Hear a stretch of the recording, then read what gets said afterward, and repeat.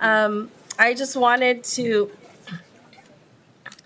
welcome each and every one of you to our regular City of Daly City Council meeting on Monday, April 8th. And at this time, we'll all stand for the pledge. I pledge allegiance to the flag of the United States of America and to the republic for which it stands, one nation, under God, indivisible, with liberty and justice for all. Thank you.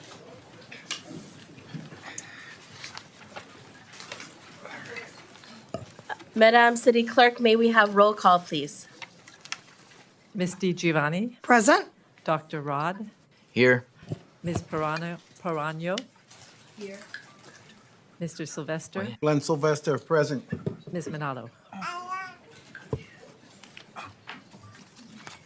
Present. Thank you very much. All right. Well, the first item we have on the agenda is swearing in our new appointment to City Council.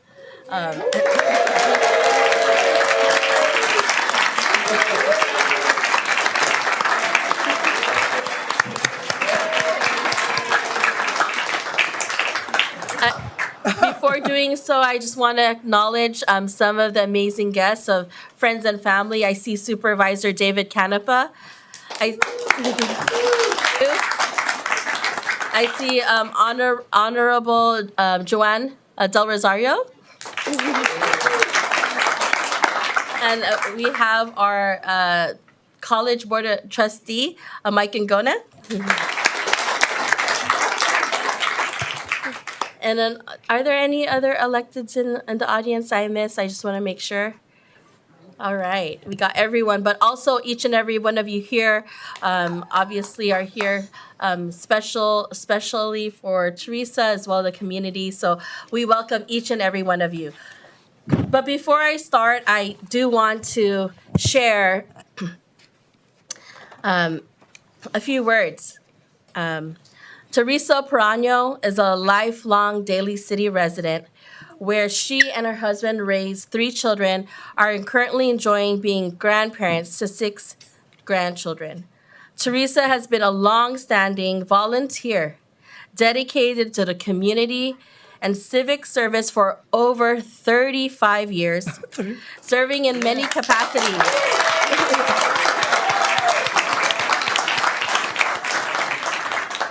Including the chair of the Daly City Planning Commission, former chair of Daly City Recreation Commission, and board member of the Daly City Public Library Associates, amongst many others. Teresa has also worked in Daly City for the last 25 years. Teresa humbly steps into this role to serve her community and looks forward to working with her new colleagues. As a Hispanic woman of Mexican and Spanish descent, Teresa is proud to represent her heritage, but more importantly, she is proud to serve the entire Daly City community.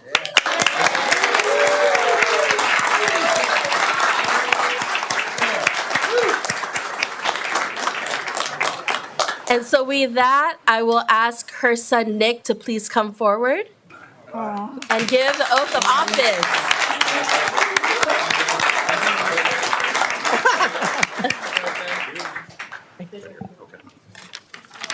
Right up there. Okay, but I need the mic. All right. No, there. Oh, I can turn the mic around? Okay. Look at that. Okay, and then you can make sure. Go in your mouth. Okay, perfect.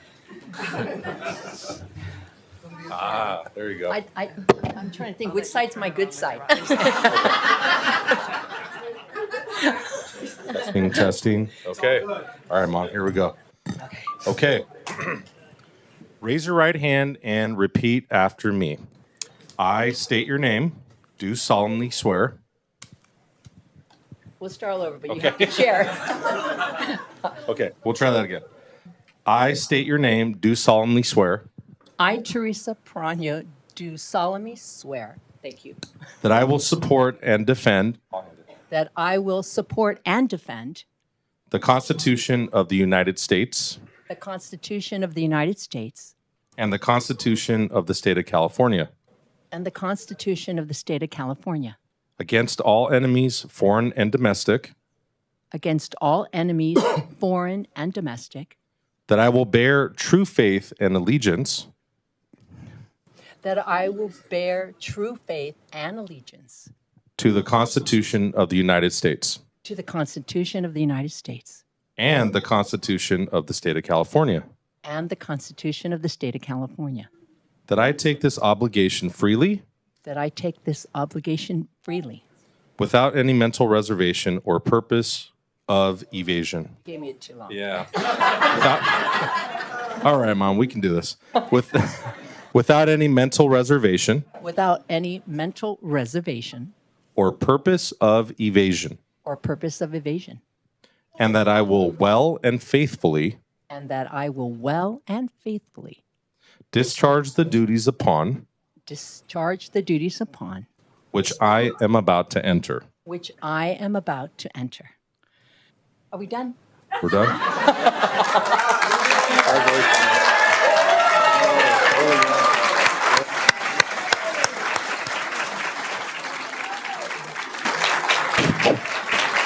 Congratulations.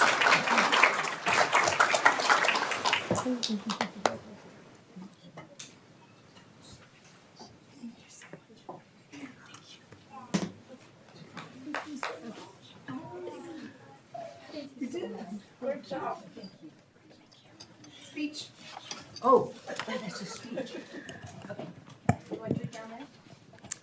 You can do it here at the dais. You could do it down there. And so, I'm going to borrow the microphone. okay. Can I thank you. Thank you, Annette. Okay, we got this.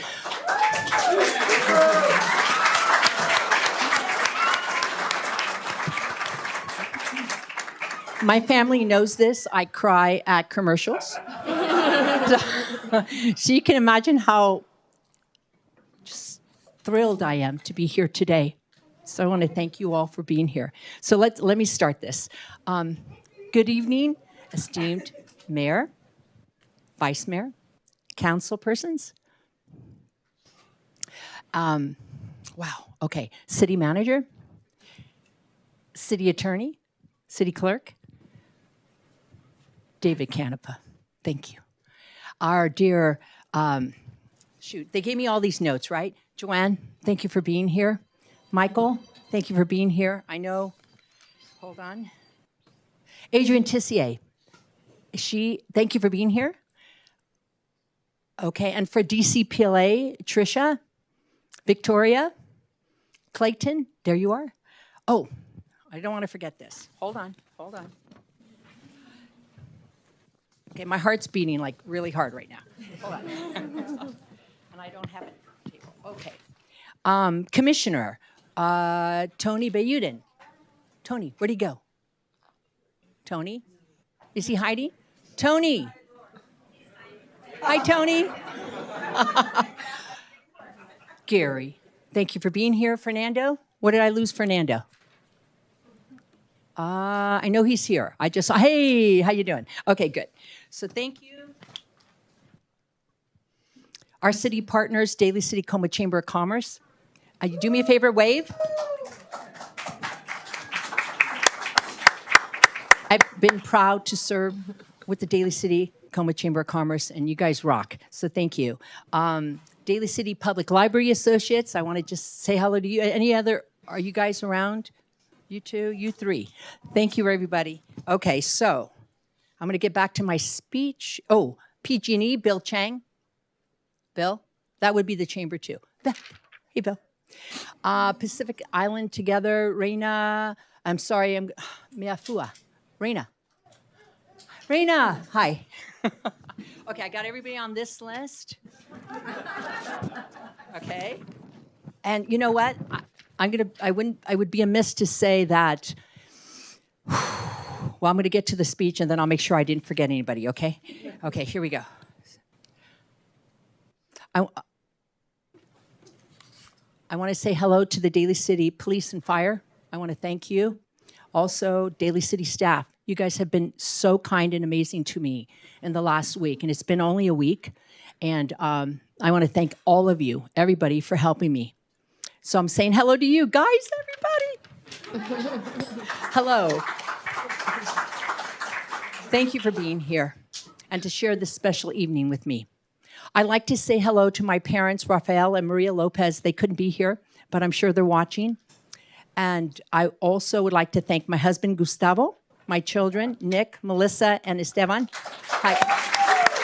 And my grandchildren who are here. They're all here. So all 6 of them.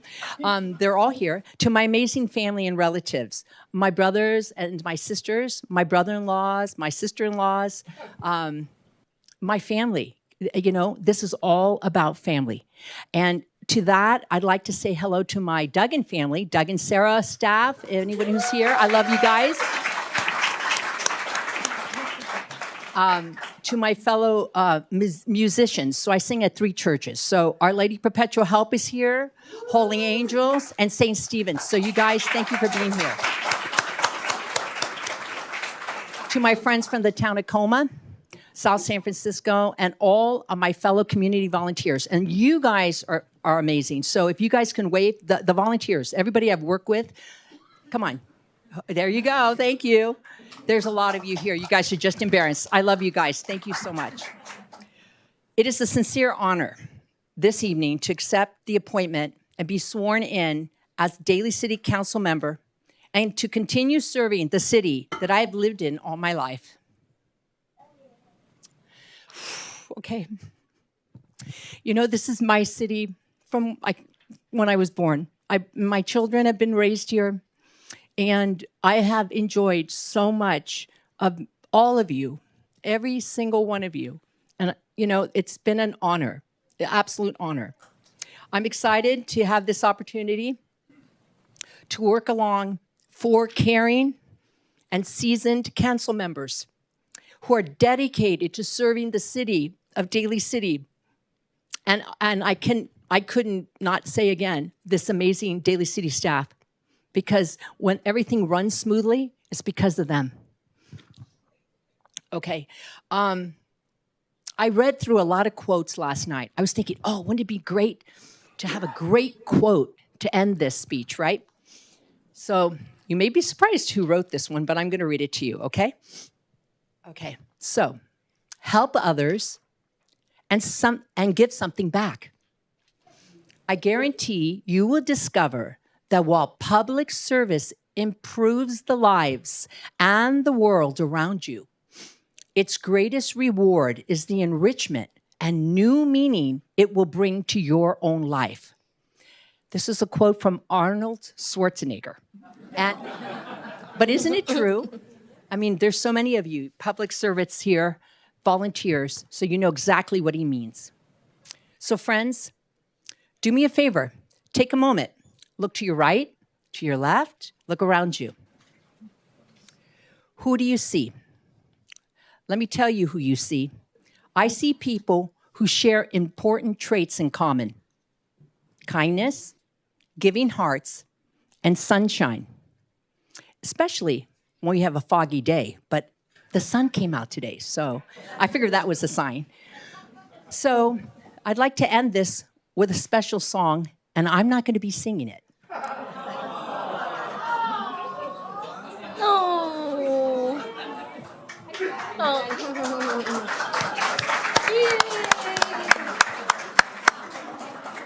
You ready? Go for it. You are my sunshine, my only sunshine. You make me happy when skies are gray. You never known, dear, how much I love you. Please don't take my sunshine away.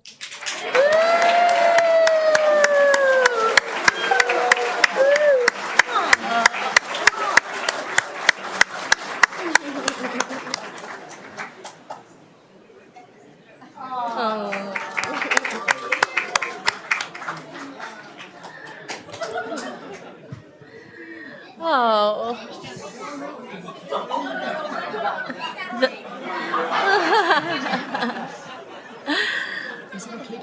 15 minutes just for cake? A few minutes. That was just wonderful.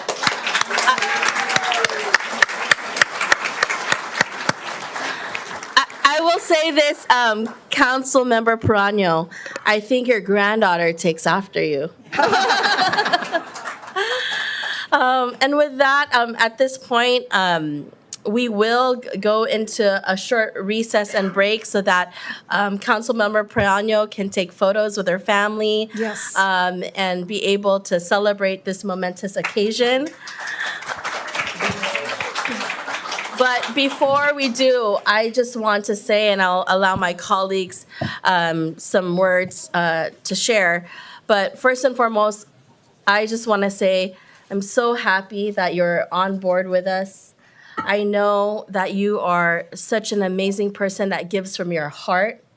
It's a testament to the decades of work that you do, giving to so many parts of our community, from the libraries to our businesses, and just wonderful to have someone as well that grew up in the community. And it's really tremendous to have you with us. I look forward to working with you to continue to further Daly City, to progress Daly City. I know that that song, that special song you mentioned, "You Are My Sunshine," is so fitting because you feel the positivity, the energy in this room, and I have great hopes ahead for what we're able to do together. Congratulations, Council Member Teresa Perano.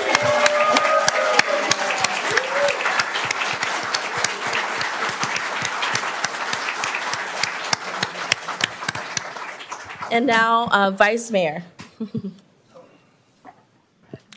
Teresa, welcome to the dais. I like to take notes, and you're very keen and understanding of when you were doing your interview last week. Like, you like to take notes, and that's what I do. I take notes, and I try to recollect my thoughts. And 3 H's, Triple H.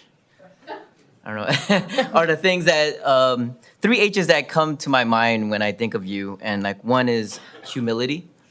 There's a certain sense of humbleness that you exude, and your humility allows people to bring you in terms of who you are and your true self, which leads me to my second H of humanizing.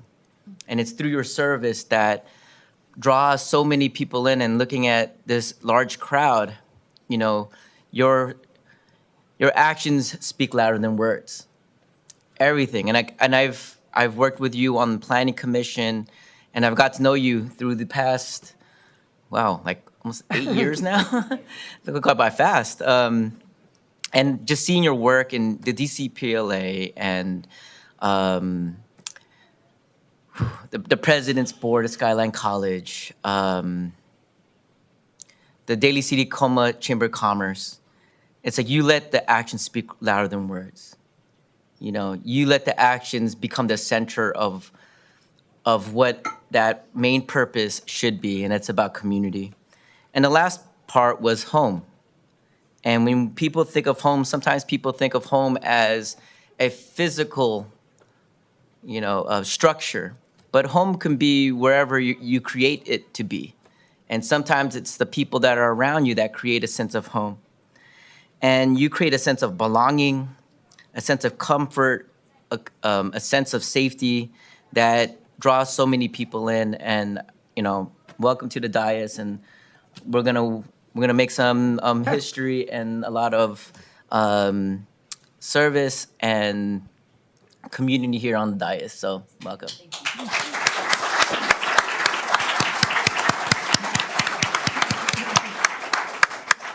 Councilmember DiGiovanni. Thank you. Well, Teresa, where to begin? Besides a heartfelt welcome to the dais, with everything from having known your family, which is such a blessing, and like he was talking about the home, I know what you have. Oh, you make me cry too, because I know this blessing sitting in these rows This is a reflection of you. And you take it when you sing for someone, when you're present for someone, it's a constant. So when there's a constant inside of someone that doesn't go away, you take it whatever you serve, whatever title it is. Because it's not about the title, and you know it. It's about being that constant, not letting your values be shaken, and being who you are. Because that is what you're bringing, what you are. And I look forward to hearing what you see as a vision, what you want to do, what we all can work on together, and that we can all do for our community together with so much passion, so much love, so consistency of wanting to do it for the right reason and for the right thing, not to cause harm, but creating better, right? So those conversations, those ideas that will be coming to you, and you will be heard and listening. I remember you were always saying that. And you are someone that gives people opportunities to listen. That's, believe it or not, that's a rare gift. Sad to say in society, but you do. You allow and you listen with your heart. So I look forward to that and many more conversations that can be revolved around our beautiful community. And your love is evident. Your family, I can't say enough. I know I'm trying to not be biased about them. Even when I saw you in a restaurant with these beautiful people out here, it exudes. Whether it's in a church. You even gave of yourself to Marie Brizuela's, people don't know that, for her husband's funeral. It was a gift. She gave it from a gift. No one knew it. But I'm telling you, that gift that she's given of singing, that actually heals people. And that really has made a difference in a lot of people's lives. So I thank you. I look forward to you bringing and opening up, and that all of us can learn more from you. Thank you for being here.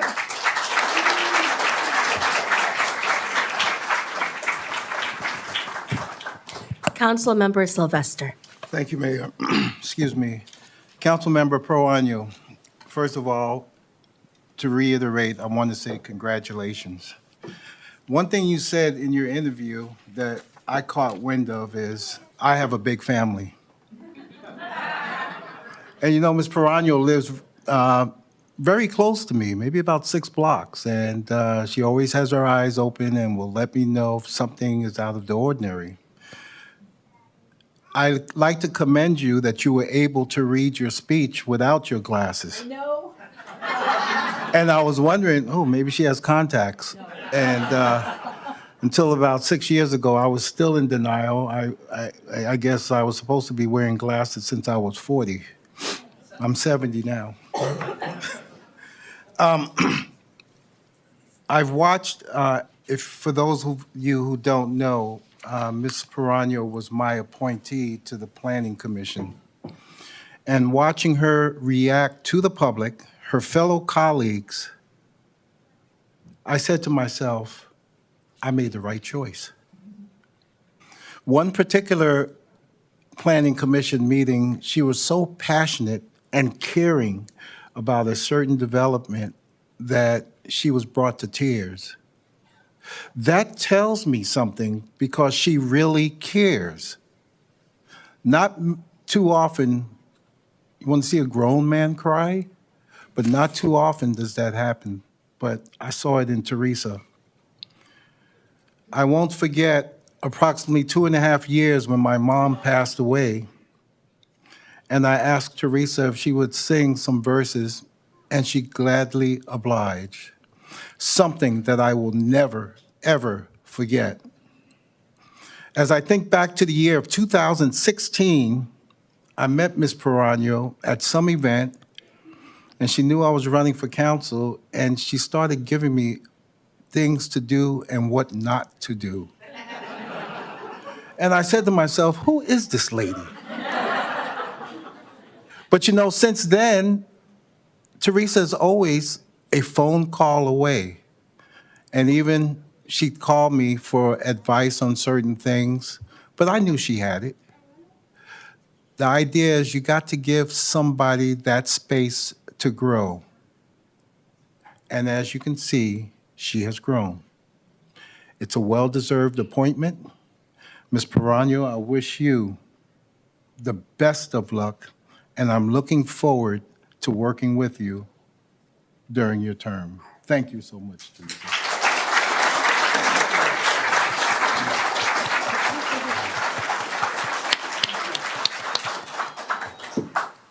Thank you very much to my colleagues for your comments. And at this time, I think it's time for a recess and break to be with your family. And I believe there's some cake. All right.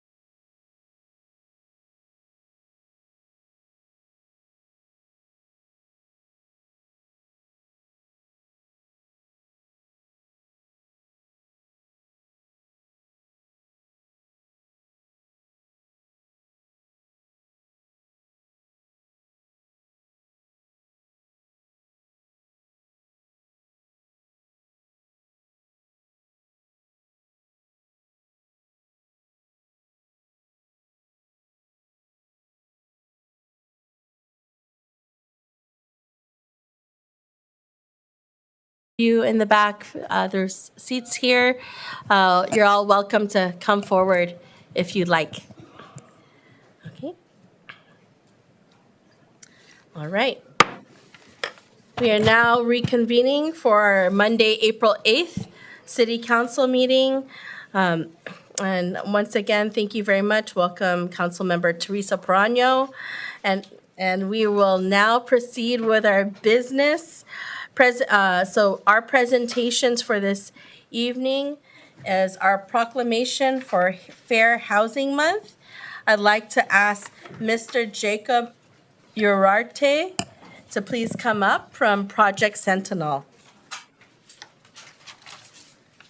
Hey. Welcome, welcome. Is it on? Do you have the proclamation? The His proclamation? microphone, he's the microphone. What happened? Oh, okay. You want to do it? Thank you so much. So we have the proclamation for Fair Housing Month.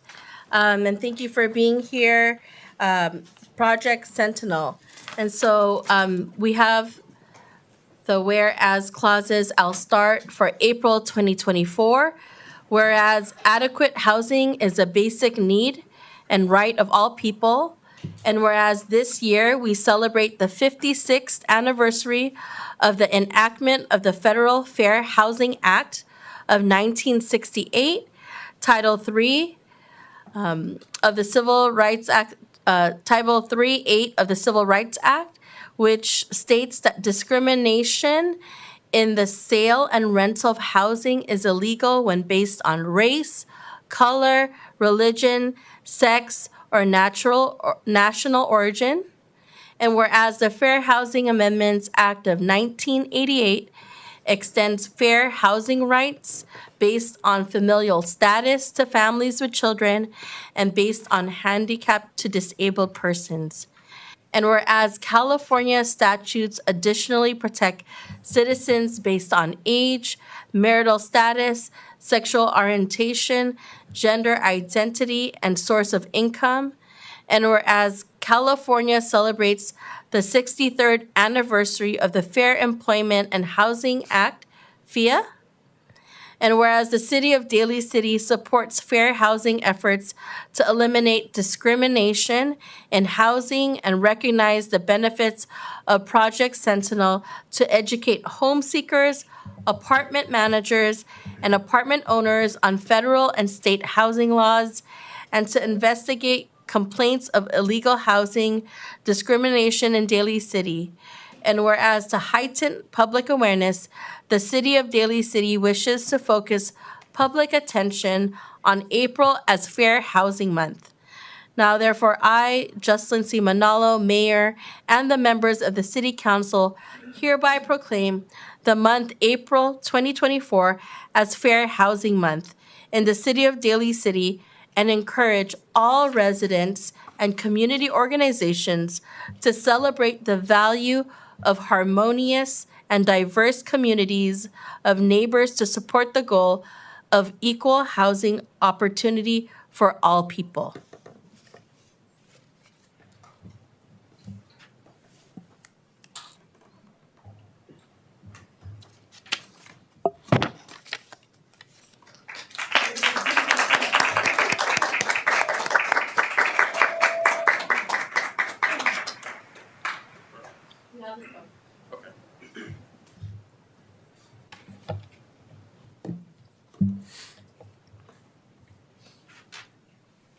So I first want to thank the City of Daly City for having me here for proclaiming the month of April as the Fair Housing Month.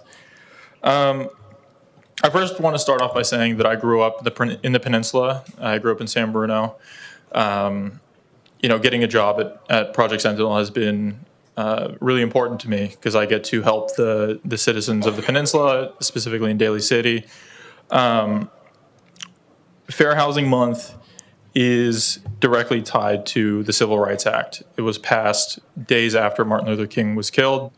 And we want to kind of continue this fight that was started in the 60s. Again, I want to thank the City of Daly City for having me and for proclaiming the month of April Fair Housing Month. Thank you so much for that. I want to say, as an organization with Project Sentinel and the work that you do, it's tremendous to have your organization for those that need the support for just education, knowing their rights, being able to just speak with representatives and caseworkers that can assist families. Sometimes they don't even understand, where they are in the process, and to have your organization there at the forefront is huge. And I know that you all have been a partner with the City of Daly City for many years. And I just want to say thank you for the tremendous work that you do. And as stating this during this month, it's something continuous. We know that there's many in our communities that need the support that you all do.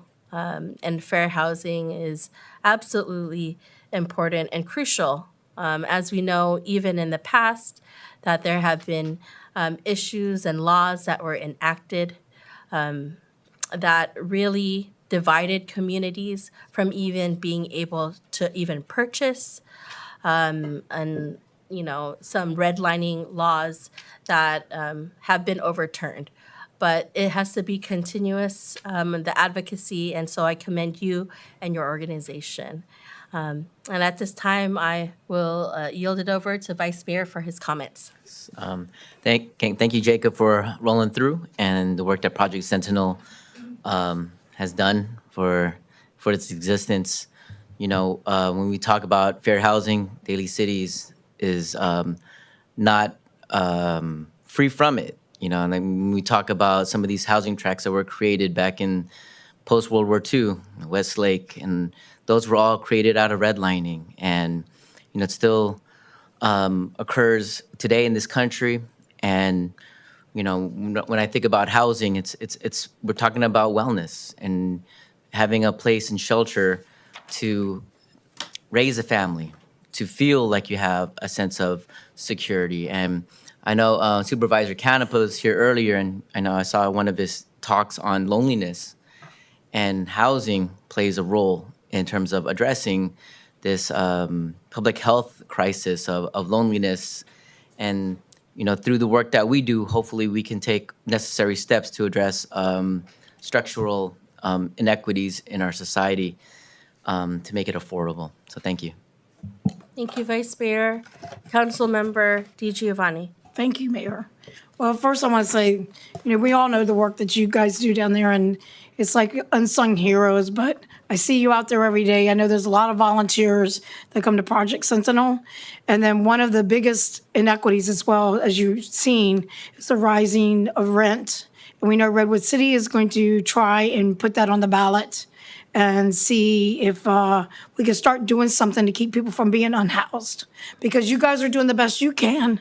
But again, it's a responsibility, I feel, as elected officials, that if we know people are going to be unhoused. I live in Westlake Apartments.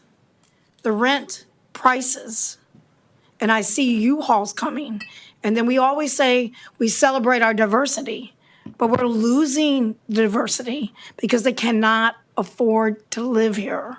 And then you are uprooting children, elders, everything.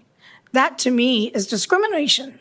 I feel that it's just so heartbreaking, but if we can do something to stop the bleeding, and it really is bleeding, from getting them to leave our schools, our public schools, so these children can be uprooted. They already went through COVID and everything else, that I think that is something that our council should look at and maybe emulate or review what we can do in some kind of protections to keep people from being unhoused. Because you guys take care of that end, but you can't, we have a responsibility as well. And I think that you guys have worked with other electeds in other cities, and I welcome your input and I'm sure other council members as well, so we can get some renter protections for the ones that are not all landlords, of course not, but we need something to keep people from losing the roof over their head. I mean, this is where we live, and we need something to help these people. So I look forward to working with you. Thank you very much for being here. And I know it was a long night, but thanks for being here. Appreciate it. Thank you. It's civil rights. Nothing is done until you take action, right? You can put the words on paper, and the people lost their lives, and they actually got, killed, hung, and everything else to try to get us rights. But it's up to us to push forward, push past that, and actually implement it and be the action people. As a member of the National Council, when you do the Jewish women or whatever, when there's discrimination of any kind, when you can't enter a hotel because of certain things, that's wrong. You can't check in a hotel. So we've come far, but we haven't gone far enough because we really are bringing it to where we all need to love one another and support one another. Thank you very much. We all rise together. Thank you. Councilmember Sylvester. Thank you, Mayor. Sir, again, thank you for being here this evening to bring about continued awareness of unfair housing practices. As you know, as mentioned before, in a publication called The Color of Law, to which folks were denied housing because of their race. Redlining is a different issue and really doesn't apply because that applies to banks and insurance companies who refuse to grant loans due to the particular area and they consider a financial risk. So that's redlining. However, the issue stands with the CC&Rs that was developed over the years and resolutions that was handed down, especially in the area of Westlake. And hopefully that is over and done with by now. And again, as you know, if council finds out about it, this is zero tolerance for that. Fair housing should be a right for everyone. And thank you so much at such a young age to understand this. I mean, I'm still learning myself, but I really appreciate you being here, and thank you for everything that Project Sentinel does. Thank you. Thanks. Thank you, Councilmember Sylvester. Councilmember Perano. I had not heard of your organization, so there may be others who don't know about your organization. Do you have a website or something if someone wants to look it up? Yeah, we do. It's housing.org. Housing? .org, yeah. Awesome. And I just want to thank you. I'm going to check out your website and see what you're all about, but it sounds wonderful. Thank you so much for what you do. Thank you. And sorry, if I could just piggyback off of what Councilmember Sylvester said. Fair housing is directly connected to race. Like I said, it was connected to the civil rights movement, but it's much broader than that. We see a lot of cases with source of income discrimination, disability discrimination, national origin discrimination. So familial status discrimination. We get a lot of these kind of other types of discrimination cases that, while we're pushing the fight forward with race discrimination, definitely, we also want to make sure that, people know that whatever it may be going on at home, if they feel that it's wrong and that they're being discriminated against, that we're there to advocate on their behalf. Thank you very much. Thank you. Thanks.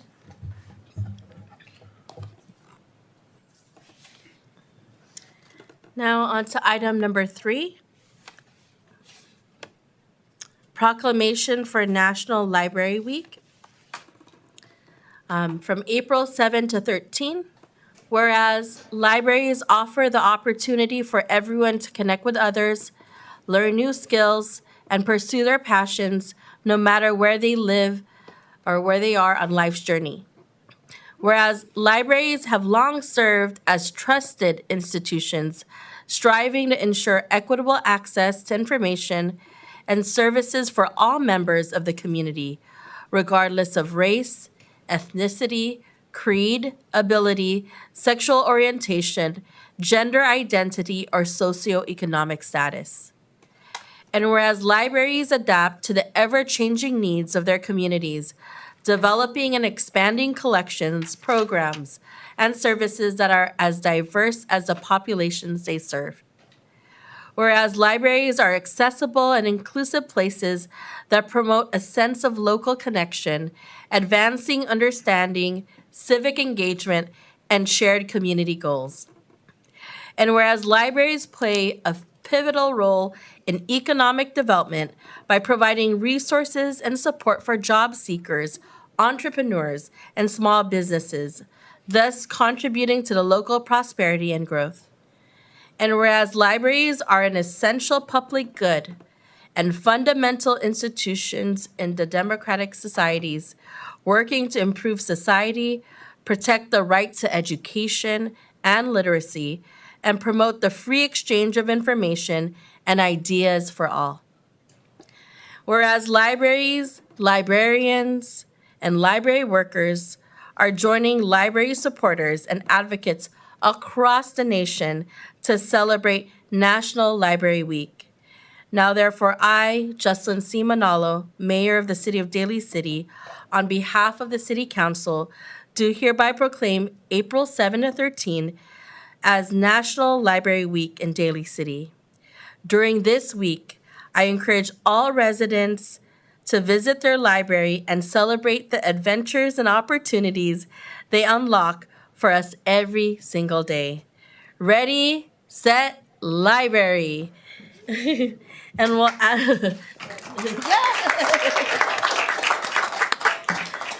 I asked Director Susan Kemp from DCPLA to please come up, the St. Patrick's Day Luncheon co-chair.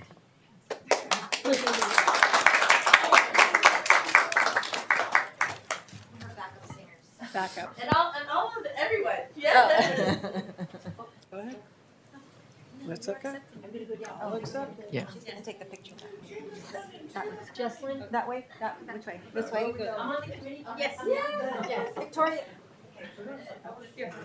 Oh, okay.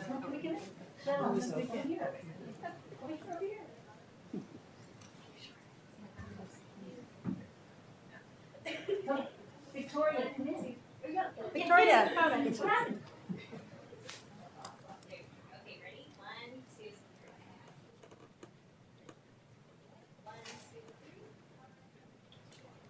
Thank you. Thank you.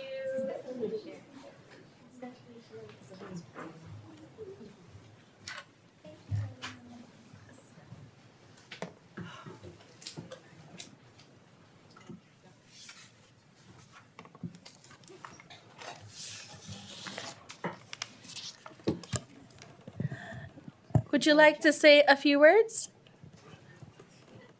She's not listening. Okay. Good evening, Honorable Mayor, members of the council, Council Member Proanio, who happens to serve on the DCPLA board with us. Thank you so much for this recognition of Library Week and all your support for the libraries as well as DCPLA. For those of you who don't know about DCPLA, please visit our website. We have a lot of wonderful events. It's dcpla.org. Thank you. Thank you so much.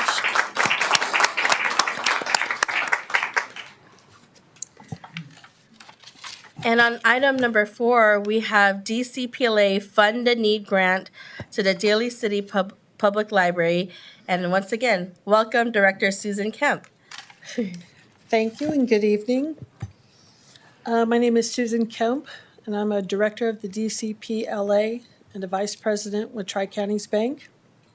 The Fund the Need items are items requested by the library and guests at the 11th Annual St. Patrick's Day Luncheon held on March 14th at the Colma Community Center were invited to help fund them. The Fund the Need were STEM kits for $2,000, games and puzzles circulation for $4,000, mobile maker equipment for $5,000. This evening, we are proud to present a grant for $11,000, fully funding all of the library's Fund the Need items. A huge thank you to all the donors, sponsors, and members who contributed so generously to the DCPLA Board of Directors and other friends on the St. Patrick's Day Luncheon Committee for organizing and fundraising. and to our speakers and to our supporters. Special recognition and appreciation to our platinum sponsors who donated $2,500 each to the event. Classic Bowling Center, Duggan Sierra Mortuary, Kaiser Permanente, and NorCal Carpenters Union. Thank you to the Daly City Council for your support for the DCPLA and our Daly City Public Libraries. And welcome to the new City Council member, Teresa Proano, DCPLA Director and St. Patrick's Day Luncheon Committee member. Thank you so much. I'll say it day in and day out. It's really wonderful for DCPLA for all your volunteerism and support for our libraries. I think you've seen DCPLA come to our meetings because that means that they have another opportunity to donate to our libraries. And I know that means so much for our community, so thank you. I'll now pass it over to Vice Mayor Das Magwal if he has any comments. Again, thank you, DCPLA, for everything that you do. I think when we talk about what creates Daly City, is its community, its organizations, and that's what you all do. Everything from the events that you all put on, highlighting youth with their poetry or raising funds. It's highlighting the cultural wealth of our community. And, you know, words don't do justice for the type of service that you all provide and the fundraising that you provide for a whole community. So thank you again. Thank you. Thank you, Vice Mayor. Councilmember DiGiovanni. Thank you, Mayor. Well, the Daly City Public Library, as we know, is like a spine.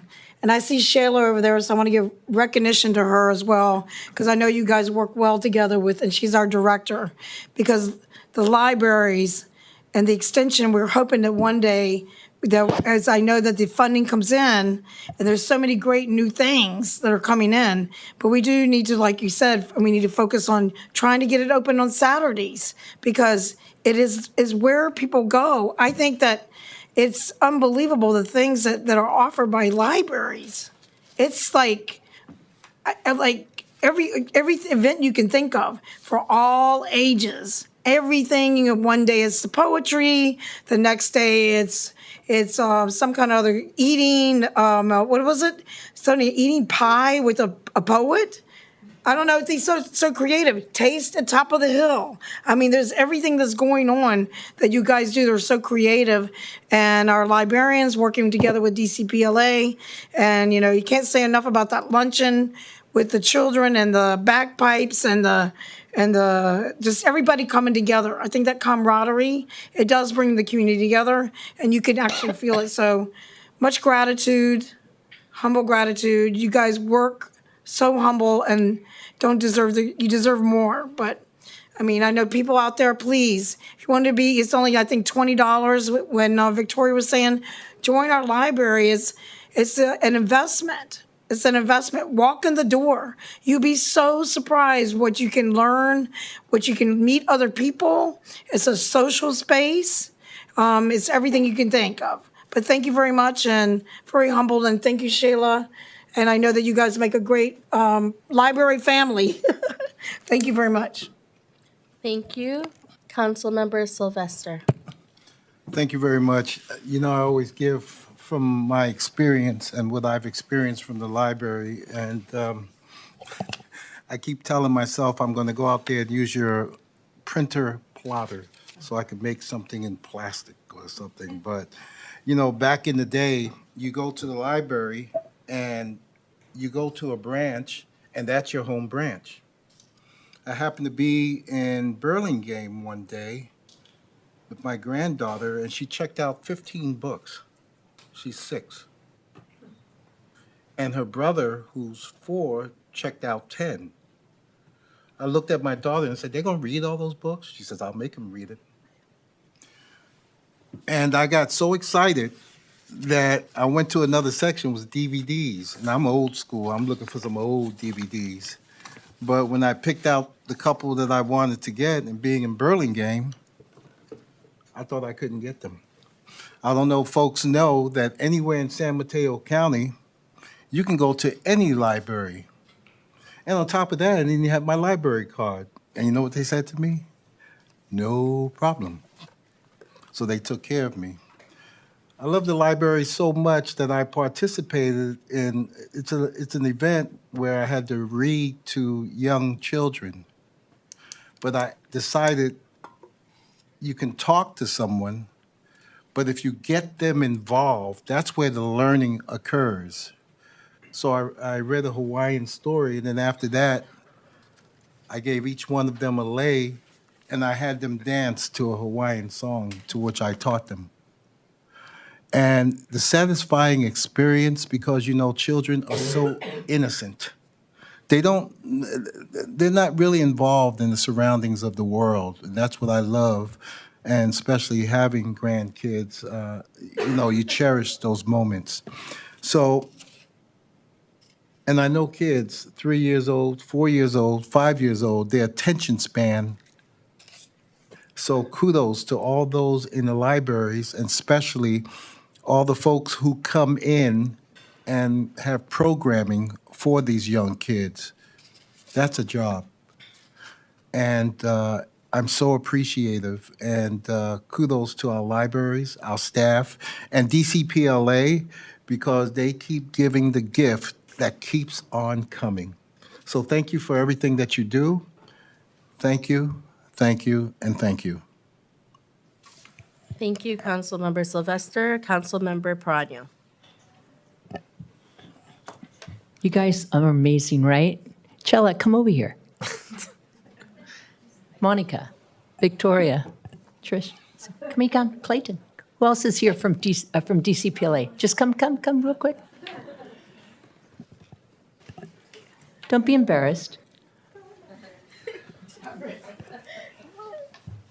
Can the camera see you?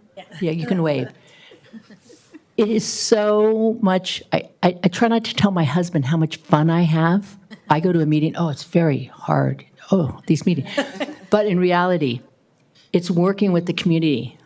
These ladies and this gentleman, we're missing a few. How many do we have on our board? 10. And you know what? They all have a special part in their hearts for the libraries. And I love you guys. So I just want to say congratulations. Keep up the good work. And I agree. Who said, oh, $20?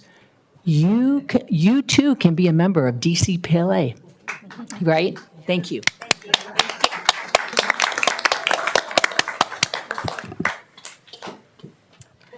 Thank you very much. Now moving on to the approval of item number 5, the regular meeting of March 11, 2024, and then the special meeting of April 1, 2024. And what we'll do is actually separate the two. A vote on the regular meeting of March 11, 2024. If there are no changes to the regular meeting of March 11, 2024, do I have a motion to approve the minutes? Motion to approve? I have a first. Do I have a second? Glenn Sylvester, second. Okay, I have a first and second, and then this will just be a voice vote. All in favor, say aye. Aye. Aye. Aye. Thank you very much. Now moving on to the special meeting of April 1, 2024. I do have some changes. Madam City Clerk, if you could please take a note. On the following, where it says candidates were interviewed in the following order, determined by random drawing, I think you need to list all of the attendees on how we had listed it on the board, because that's how the drawing was made, and how it's presented here is how they were interviewed. But for full transparency to those watching in an audience, if you reflect back to the meeting that day, it was actually numerically in order on the screens. So for that, and then in the same manner, there needs to be a change here because it was not notated on how the nominations were done. And so I had nominated Manufo Liaga Anoy, and it's not notated here in the right order.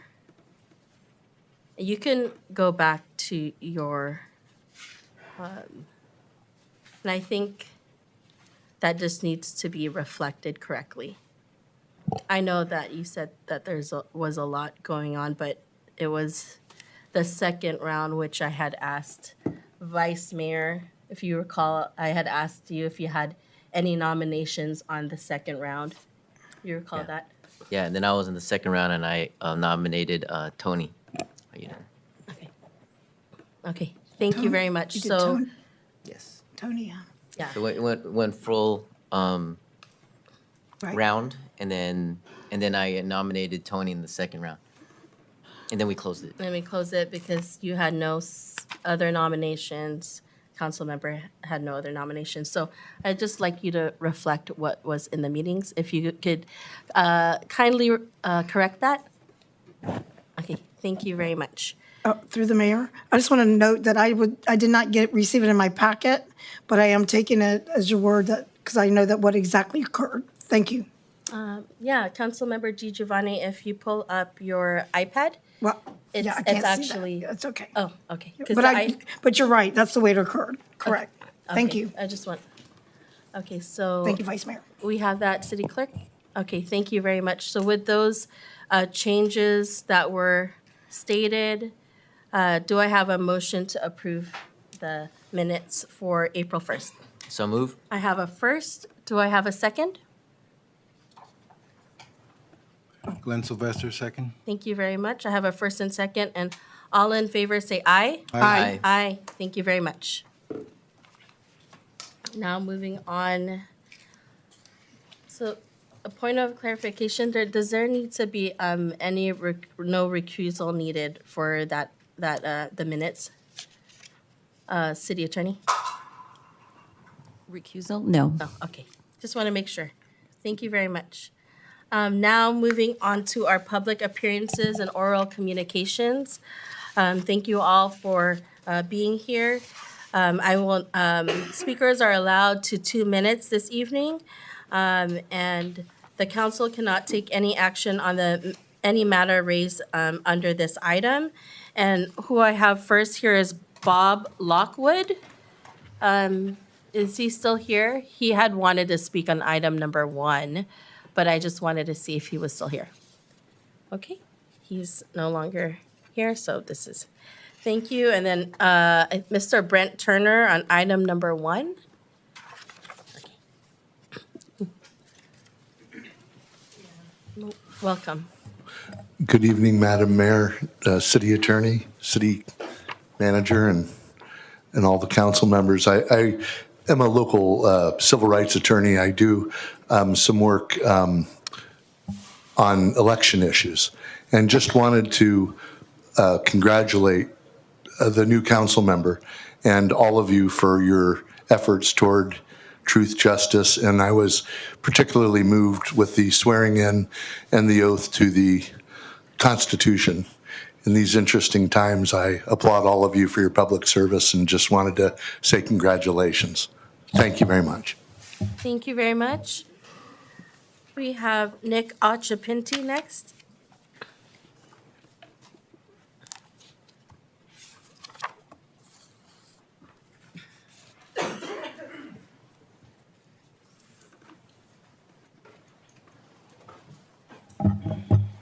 Good evening, Council.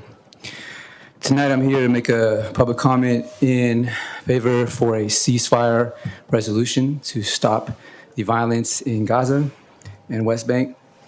And I want to start with some news from the United Nations. This is as of 2 weeks ago. The UN Security Council then on Monday passed a resolution demanding an immediate ceasefire for the month of Ramadan, the immediate and unconditional release of hostages, and the urgent need to expand the flow of aid into Gaza. There were 14 votes in favor, with the United States abstaining. In addition, I would like to read the remaining comment from a student of mine who wanted to share this. With Ramadan here, more people will die due to the fighting, starvation, and other matters. There should be no reason that the people of Palestine can't celebrate Ramadan with the other Muslims in the world. There's no reason for a war to even continue in such a time. Continue to boycott, continue to donate. Not only do we need to cease fire, but we must allow Muslims to have iftar in tranquility. And that I'm already tired. Imagine how they feel. I want that to sit very heavily with each and every one of you. No congressional representative in our district has taken a stance. There are other officials, including Nancy Pelosi, who have begun to take a different stance. It is a little bit late, but never too late to take a stance. And as the first city in San Mateo County to be able to agendize this, I hope between this city and in any other city in our county to be able to have the integrity, the fortitude, and the courage and conviction to take a stance in the middle of a genocide at this time. This matters before the United Nations, the United States, and every single jurisdiction in our country. We are an international city. We started out as a refuge, and we should intend to defend that and all of our citizens globally. Please take action immediately and agendize this as soon as possible. Thank you. Thank you. Jimmy Shami? Jimmy Samie? Shamia. Jimmy Shamia. Please come up. Good evening, Council. Congratulations, Councilwoman Teresa Perano. As a Christian Palestinian, it is imperative to highlight the sacred right of our community to worship freely and without fear of violence or death. Our religious practices, deeply ingrained in our identity and culture, are integral to our spiritual well-being and collective resilience. Yet, the current situation in Gaza paints a harrowing picture, with churches reduced to rubble by relentless bombings, robbing us of the sanctuaries where we seek solace and communion during holy occasions like Easter. Our inability to observe Easter safely underscores the grave challenges we face. Our cherished traditions and gatherings are disrupted by the constant threat of harm. This plight extends beyond our Christian brethren, as our Muslim compatriots also endure similar hardships, unable to partake in the joyous festivities of Eid al-Fitr, amidst the chaos and destruction wrought on by ongoing conflict. In the face of such adversity, we urgently implore for a ceasefire to bring an end to this relentless assault on our communities. The cessation of hostilities is not merely a matter of political expedience, but a moral imperative to safeguard the basic rights of Palestinians of all faiths to worship, celebrate, and live in dignity. Let us come together in solidarity, transcending religious differences, to demand an immediate halt to the Israeli onslaught and to pave the way for just and lasting peace for all inhabitants. Thank you. Thank you very much. Reno Anoy.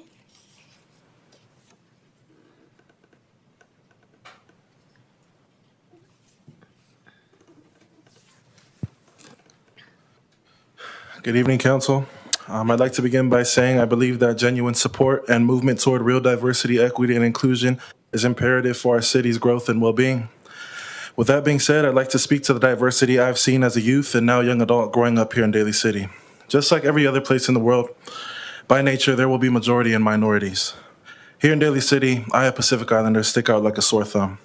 And to a similar degree, I was able to connect with a childhood friend of mine who was Palestinian. We were the only two in our classes who had no classmates that looked like us. The other similarity in our lives today is that we come from lands and oceans that have been bombed by the funding of our nation. Two Daly City kids are now connected by understanding what it feels like for our people to be displaced.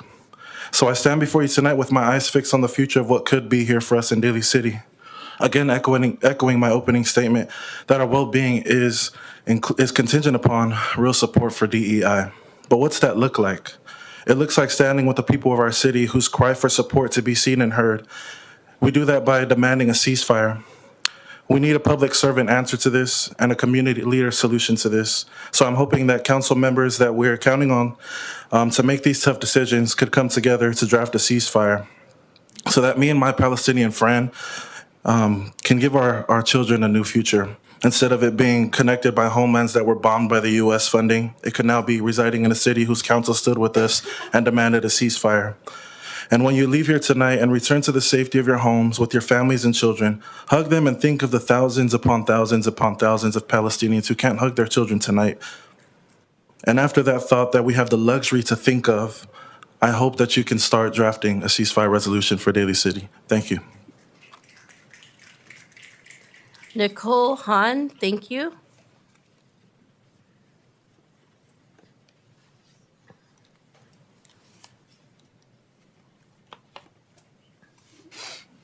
Good evening. Congratulations again, Teresa. Welcome to the dais. I'm a mental health professional serving Daly City in the Greater Peninsula. I'm here asking to prioritize adding a ceasefire resolution to the agenda. I have clients being impacted directly by this, residents that have no acknowledgement for their pain and their suffering.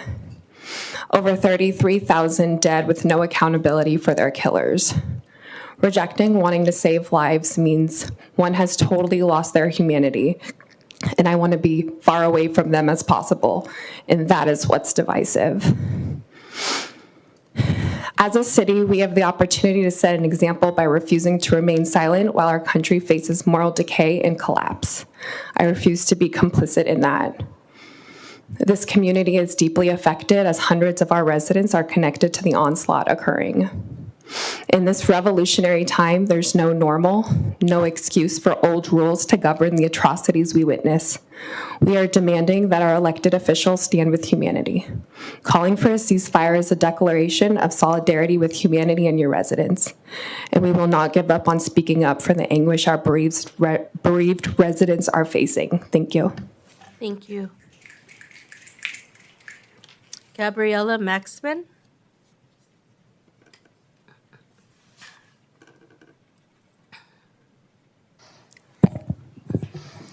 My name is Gabby Maxman, and I'm a 16-year resident of Daly City.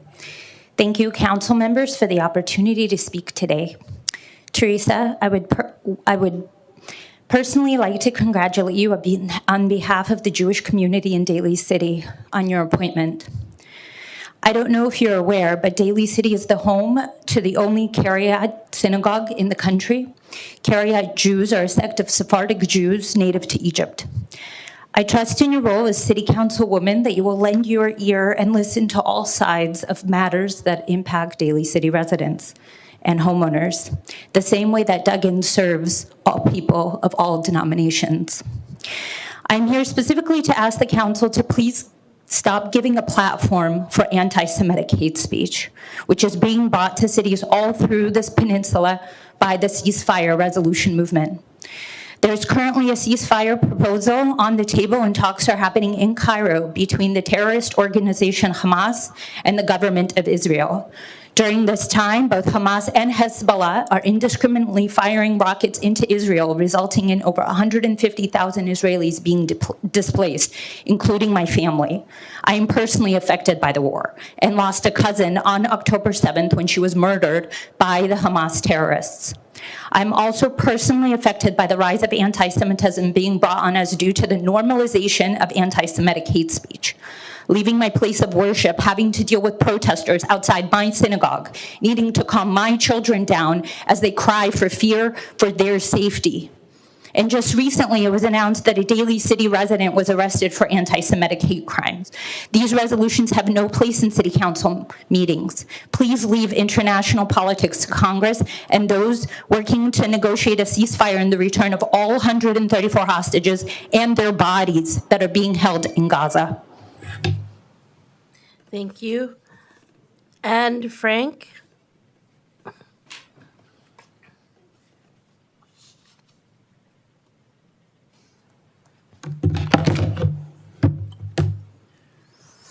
Good evening. Glenn, you gave a beautiful comment earlier about the purity and innocence of little kids. Well, I have some of my own. Their father is Israeli. I don't want my kids to grow up in an area where they can't be openly proud about their Israeli culture and family and Zionism. I'm here to ask you not to agendize a ceasefire resolution in Daly City. Encouraging this to continue at city council meetings is fueling hate, setting a grand stage for anti-Semitism, and leading to more divide. It is out of the scope and purview of your council. I'm not here to tell you how to feel about the war. I'm not here to tell you what you should believe in politically. So I wouldn't expect you to do the same of me or my community or anyone in Daly City. I can tell you about San Bruno, what's going on over there. Ever since the resolution came to city council, I have not felt safe there. It didn't pass, but the meeting was traumatic for my family and filled with hate, and it continues. I no longer go to our downtown strip, where many businesses still have ceasefire out signs in the window. I now have to literally look at business social media pages to see where I am welcome or not. Please don't bring this to Daly City. I enjoy taking my kids to dance classes without having to look over my shoulder here at Westlake. Please continue to stand united against hate and don't bring a divisive resolution to these chambers. Please end it. Thank you. Thank you. John Cooper.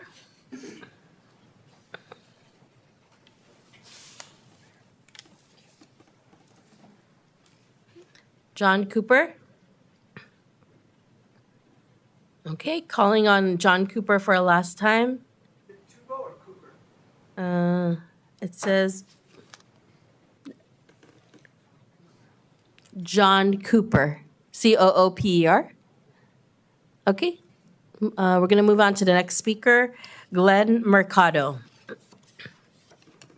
Please come up.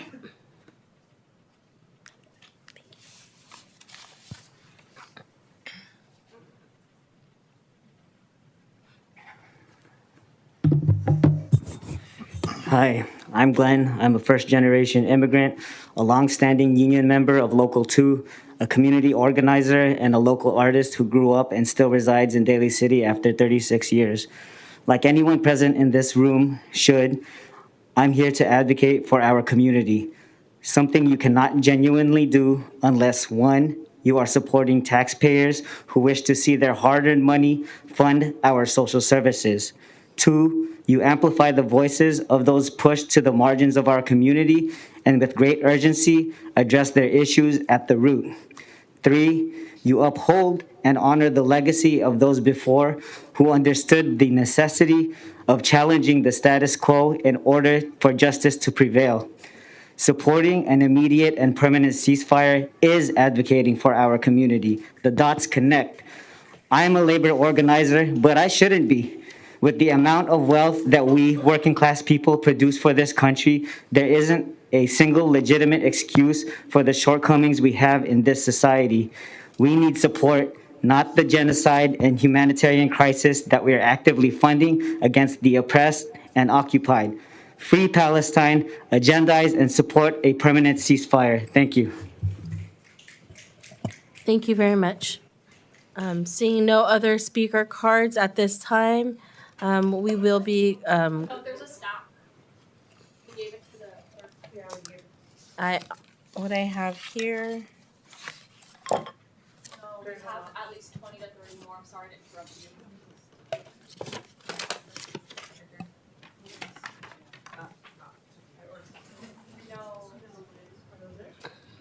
Oh, is it right there? Do you have it? No, we have at least 20 to 30. Okay, so, oh.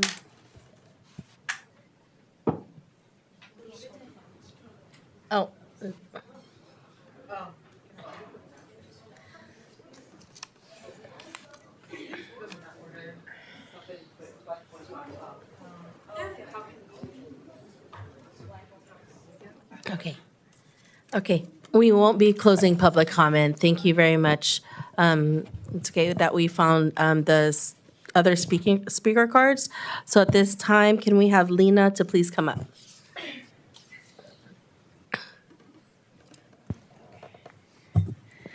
Good evening, City Council members, and congratulations, Teresa. I'm a lifelong resident of Daly City. I was born in Daly City, and I've attended Daly City public schools my entire life. Today, I'm here to urge you to vote yes to agendize a resolution calling for an immediate and permanent ceasefire in Gaza. We are currently witnessing a devastating full-force genocide with over 39,000 Gazans killed, 14,000 of which are children. To put it into perspective for you on how horrific the genocide on Gaza is, since the last time I showed up here, over 200 Palestinians were murdered in what is now known as the Flower Massacre. Human beings trying to get flour to feed their starving families. That was their only crime. As you know, Daly City has a large multi-generational Palestinian community who has contributed to the city. Today, I'm here to ask you to listen to us, and I urge you to take action. We are simply asking you to advocate for humanity. Daly City wants a ceasefire. Please follow in the footsteps of other Bay Area cities like San Francisco, Oakland, Albany, and Richmond, who agendize and pass ceasefire resolutions. Please listen to your actual constituents who live in the city that you are elected to represent, and not outside agitators who are not from Daly City, but travel all the way here to incite hate and endanger our community. Also, I support the fee waiver for using the city facilities for Camp Unity. This will help support Daly City youth and students. Please agendize a ceasefire resolution. Thank you. Thank you. Netta, please come up.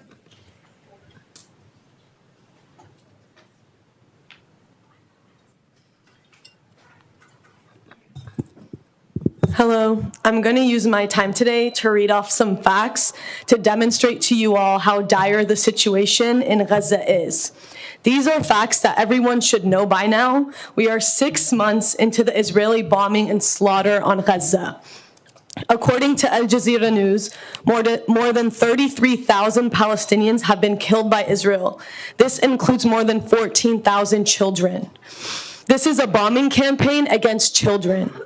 1 out of every 25 people in Gaza have been killed or injured.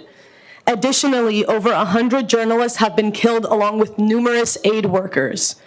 70% of Gaza's population is starving. The Israeli government is deliberately restricting aid to civilians in Gaza. The UN has called this action out as a war crime. At least 27 children have already died from malnutrition, and there will be a famine in the north of Gaza by the month of May, where civilians are surviving on 245 calories per day. About 2 million Palestinians in the Gaza Strip have been displaced from their homes. That is 85% of the population. Israel has bombed 70% of Gaza's housing. Over 200 religious and heritage sites have been destroyed or damaged, and only about 1/3 of Gaza's hospitals are partially functioning. This is a genocide. This needs to stop. Call for a ceasefire in Gaza. Agendize a ceasefire resolution. Your community has come week in and week out to ask you guys for this, and our families have been tremendously affected by what's happening in Gaza. Thank you. Thank you. John Tuvo? John Tuvo, please come up.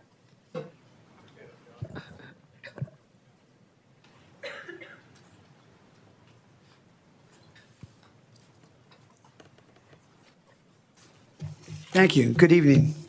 I appreciate the opportunity to come before you.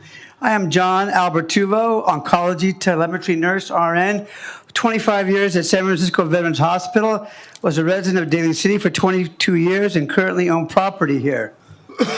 All things start small and eventually get bigger if things are done right. Genocide, the highest form of evil, is happening with our aid, our tax dollar in Gaza right now against the Palestinian people. It's not first against Hamas. Thus, we need to start a movement to stop it. Let's start it here in Daly City. So far, 32,000 civilian casualties, 14,000 of which are children, are the result of this massacre, and the death toll is only increasing.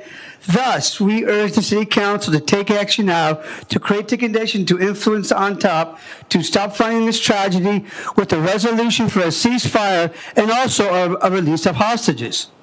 Follow in the steps of other cities in the U.S. to prioritize this resolution so things flow up to the top. This resolution to start a ceasefire and release hostages is unifying in our community, not divisive. Divisiveness is what happens when one side is killing the other. And in this thing, it's been very one-sided, as most of the Palestinian people are getting massacred. Stop the killing of the Palestinians by the IDF only helps heal the wounds between these two cultures in our community. Unlike what some accuse, the tragedies inflicted by the IDF are not rooted on the attacks on October 7th, but are based on the forced removal of Palestinians, which started decades ago and has been aided by our government. West Bank Palestinian settlers have been illegally removed against their will by the Zionists way before October 7th. The massacre in Gaza is first against the Palestinian people. Otherwise, why are 80% of buildings in some cities being destroyed? Thank you, and have a great night. Thank you. Rami, I.A.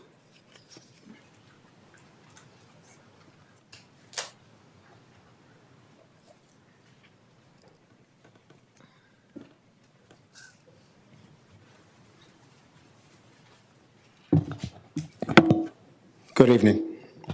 We are now at 6 months of genocide in Gaza. Half a year where our people have seen nothing but murder, destruction, and starvation. As I parked here this evening, my mom sent me a message and pictures showing broken glass and bullet holes in a living room. The IDF shot their bullets into my cousin's home while she and her baby boy were alone inside. That Israel can do this with impunity is unacceptable. That baby should not have to be this close to being murdered, nor should any child or civilian. These last few months have made it abundantly clear that it is the IDF who is a terrorist organization run by those who live for and profit off of genocide. This very room sang and bonded over the song, "You Are My Sunshine." In Gaza and in Palestine, how many mothers did Israel force to bury their sunshines over the last 6 months? How many children were plunged into darkness as their sunshines were butchered before their very eyes? If family and nature brings love and sunshine, then the IDF brings death and darkness. Council, to watch 33,000 people butchered and 2 million people displaced without using your voice makes you complicit, especially when you have a platform where it is your responsibility to represent your constituents. Please use that voice and platform or relinquish your seats to people who will represent the people. Palestine will be free and our people liberated. Where will you stand? Please agendize and pass a ceasefire resolution. Thank you. Thank you. Devante.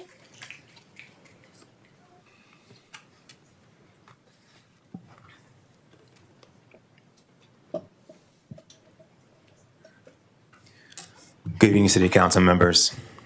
I'm a resident and public servant in Daly City. And I'm here to urge you to agendize a bilateral ceasefire resolution in Gaza, which includes unrestricted humanitarian aid and the release of hostages on both sides. At least 20,000 babies have been born within Gaza since October 7th, and thousands are continuously being murdered and suffering from starvation. The lack of nutrients during the first development years of life, this includes language comprehension delayed, cognitive development restricted due to severe lack of important nutrients. This also increases the risk of infections, chickenpox, parasites, to name a few. As the genocide continues, more and more lives are being taken by disease rather than bullets, bombs, or being buried under rubble. I bet you're wondering where are the hospitals in Gaza? Well, 30 out of 36 of them have been bombed. This leaves little to no resource to treat those who are fighting to stay alive. At least 1,000 children haven't had one or both legs amputated since October 7th. And agendizing a ceasefire resolution shows you stand with humanity and you stand with justice. The children in Gaza deserve to live and sing too. Thank you. Thank you. Nuna?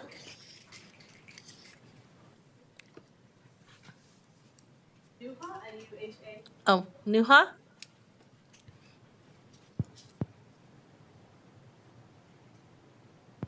And then after Nuha, Cam.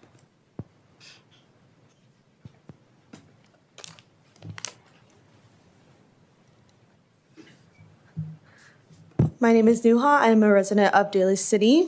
I'm here to urge you to agendize a resolution calling for a ceasefire in Gaza. Daly City cannot stay silent in the face of genocide. The number of civilians killed in Gaza, as many have said previously, is 36,000, including 14 children. My family's from Gaza. I have family in Gaza. My mom's side lost 30 people in one day. My grandpa's house that has been in Gaza for decades is destroyed, and my family don't have food. So agendizing and eventually passing the ceasefire resolution will help me feel like I belong in Daly City. So I'm asking you to please agendize the resolution and then pass. Thank you. Thank you.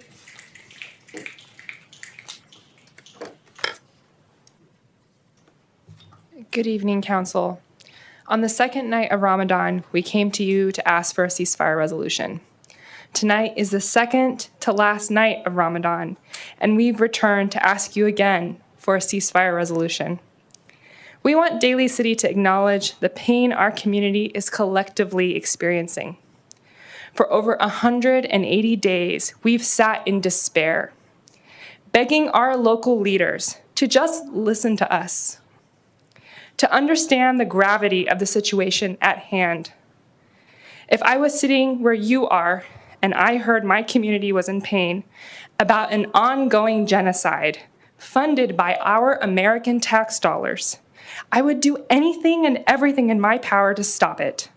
As of yesterday, 15,370 children have been killed. Children, 15,370 and counting.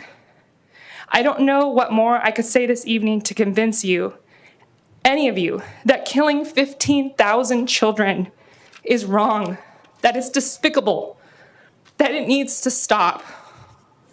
As a parent, I am consumed with grief.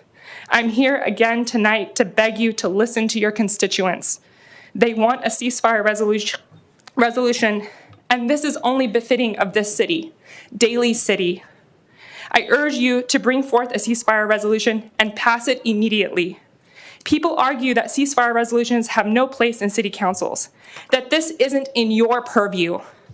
The safety of all children is in your purview. 15,370 children are dead and counting. Enough. Enough. We can't ignore that this is happening anymore. Enough. Ceasefire now. Thank you. Hiba, and then Fernando.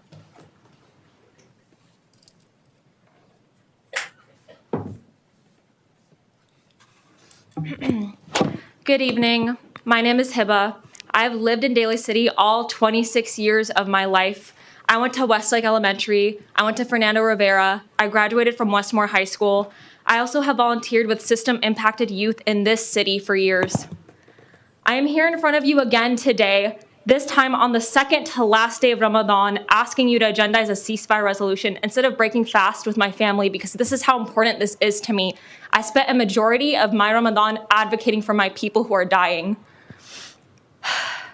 Do you hear the exhaustion in my voice? The exhaustion I feel, the fatigue I feel, the trauma I have inherited from the last 6 months of my life is nothing compared to what people are experiencing in Gaza every day of their nightmare life. Every week that goes by that you are not talking about this in your personal spaces, every council meeting that passes in which you remain silent and don't agendize a resolution, the death toll of my people multiplies. The children who lose their limbs due to relentless bombing multiplies. The blood of my people multiplies, and that is blood on all of our hands. It is our moral obligation as people of conscience to stand up against injustice and oppression everywhere against any group of people. Why are Palestinians different? This needs to end now. It's only controversial if you don't value human life. Ceasefire means to cease this violence that nobody benefits from. For people who say that this is beyond the scope of our city, it is the people who actually live in your city that are demanding this of you, your constituents. Say that you value Palestinian life. Show us that you don't want to be bystanders during a genocide that has been going on for the past 6 months. Please listen to your community. We want to work with you. We are exhausted watching our people die through a screen and feeling hopeless. Give us a platform to do something. Thank you. Thank you.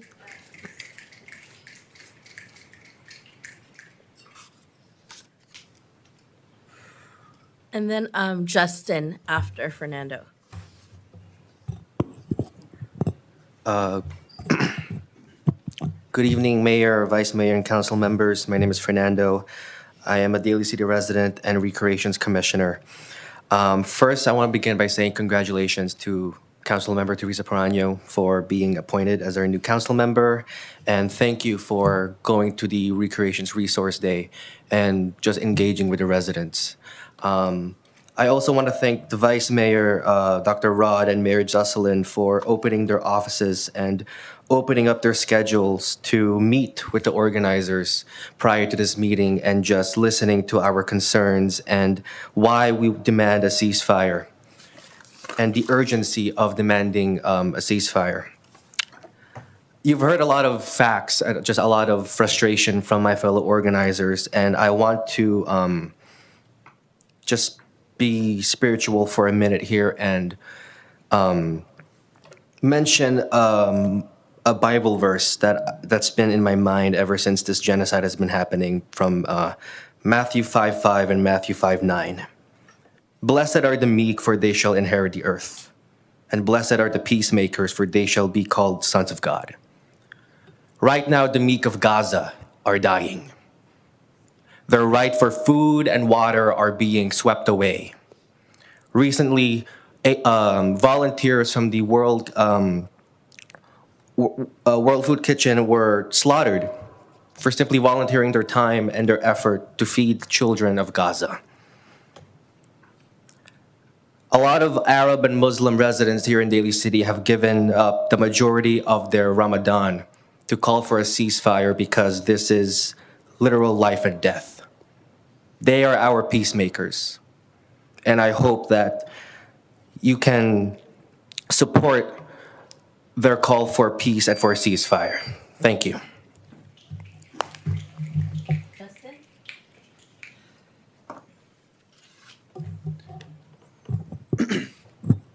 Hello, Council. Thank you for having me tonight, and congratulations, Teresa, for your seat on City Council. 170 days of genocide, 170 days of suffering. We are witnessing, unfortunately, a very common tragedy in human history, a very common tragedy in American history. This is not the first time our country has abetted a genocide, has funded a genocide, all the while praising its democratic values and its supposed commitment to human rights.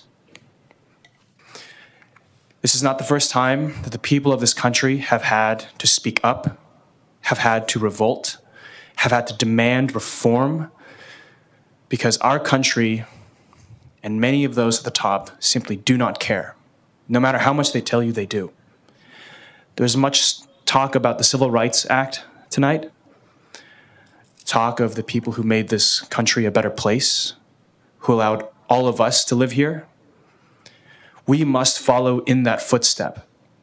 We must use every avenue that we can to ensure that the slaughter of an innocent group of people does not happen, or else this will go down like the Rwandan genocide, its anniversary, which was yesterday, like the genocide of the Rohingya Muslims, which is often unknown, the genocide of the Armenians, to which Hitler said, no one remembered. And so when I kill the Jews, no one will remember them either. I ask you, when the rubble falls and the dust clears in Gaza, will you have been responsible for saving even one more life, or will you have been complicit in watching all the corpses fall? Thank you. Thank you. Jay?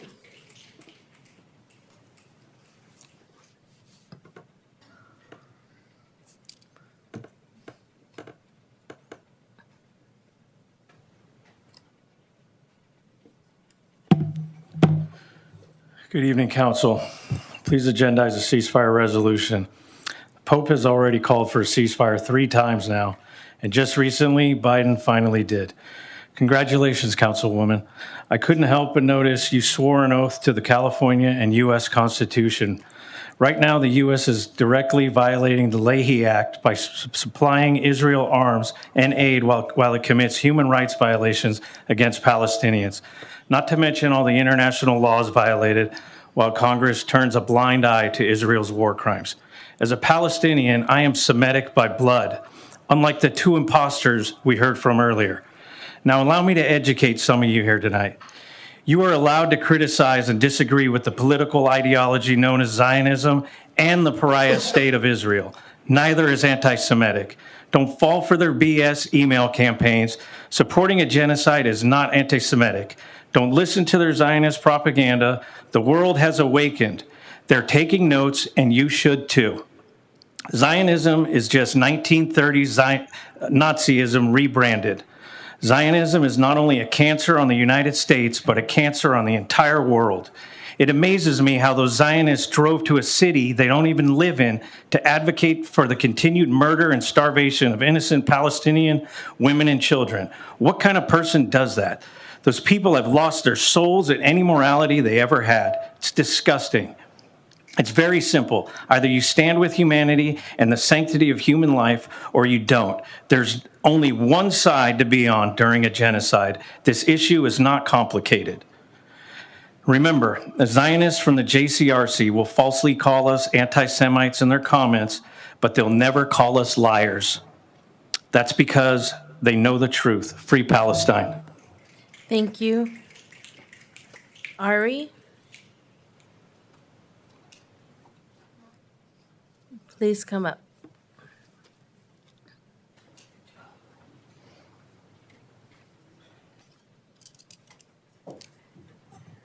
Thank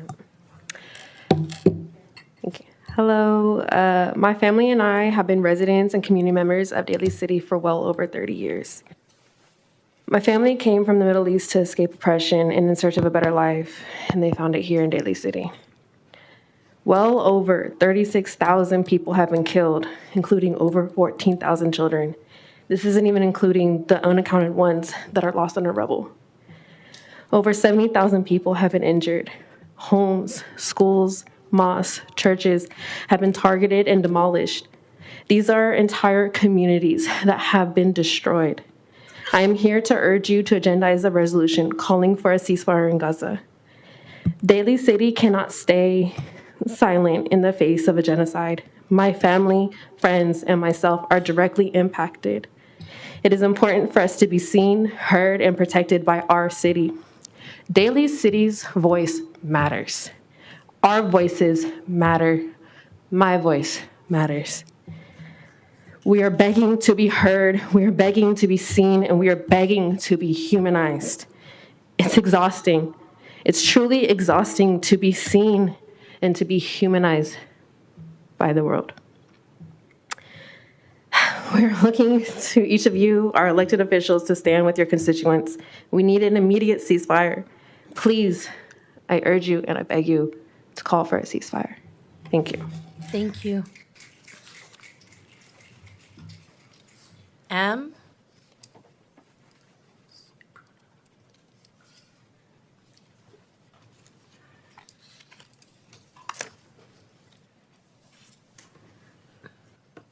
That's right, I am. I am human and Palestinian at the same time. Quite frankly, I too am exhausted, endlessly trying to prove that being Palestinian does not make anyone less than human. I've been living in Daly City for the last 5.5 years. I'm a born and raised San Franciscan, a first-generation Palestinian American, and I'm here to ask you to agendize and ultimately pass a ceasefire resolution in Gaza. We saw this past week the world respond mournfully to the 7 food workers who deliberately were hunted and killed because they dared to feed Palestinian mouths. They dared to interrupt Israel's ruthless ethnic cleansing of the Palestinian people and were executed as a result of that sentiment. And still, there is no out loud official public cry for the now over 30, maybe 40,000 martyred Palestinians and now 15,000 martyred children as a result of the last 182 days of genocide. Divest all funds to Israel. If it's not the city's concern, why pay for it? I remind you, the opposite of a ceasefire is open fire. This is a symbolic resolution to show that you are not in favor of blatant genocide. Agendize, then vote in support of a ceasefire to, at the very least, publicly demonstrate your own humility and humanity. Ceasefire now. Thank you. Isaac?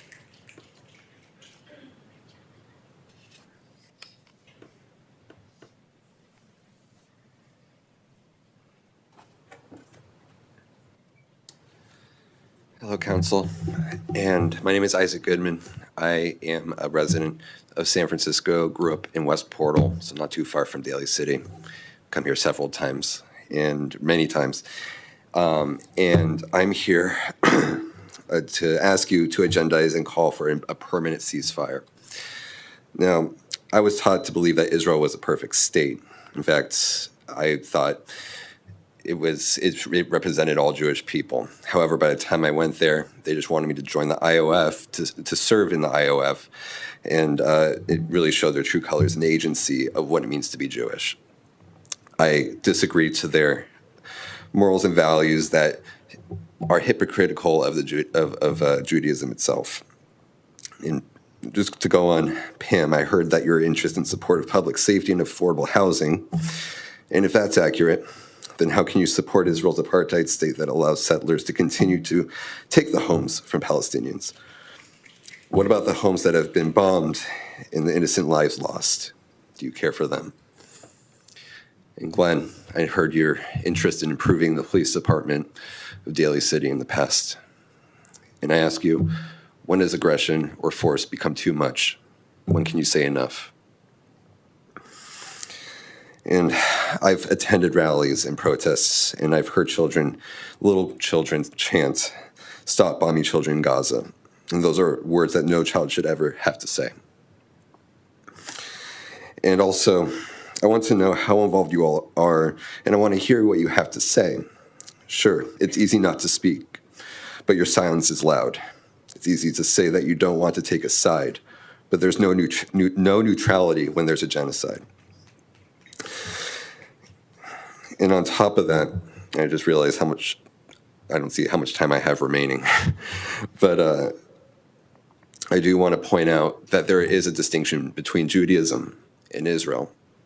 And what two people have presented tonight is absolutely not true. That Jewish people here in America are not forced to be tied to Israel. We can have our own voice. And with that, thank you for hearing me.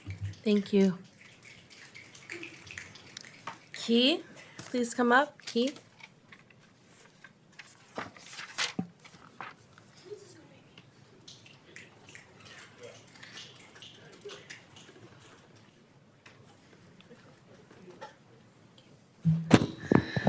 Hello, I'd just like you guys to agendize a ceasefire.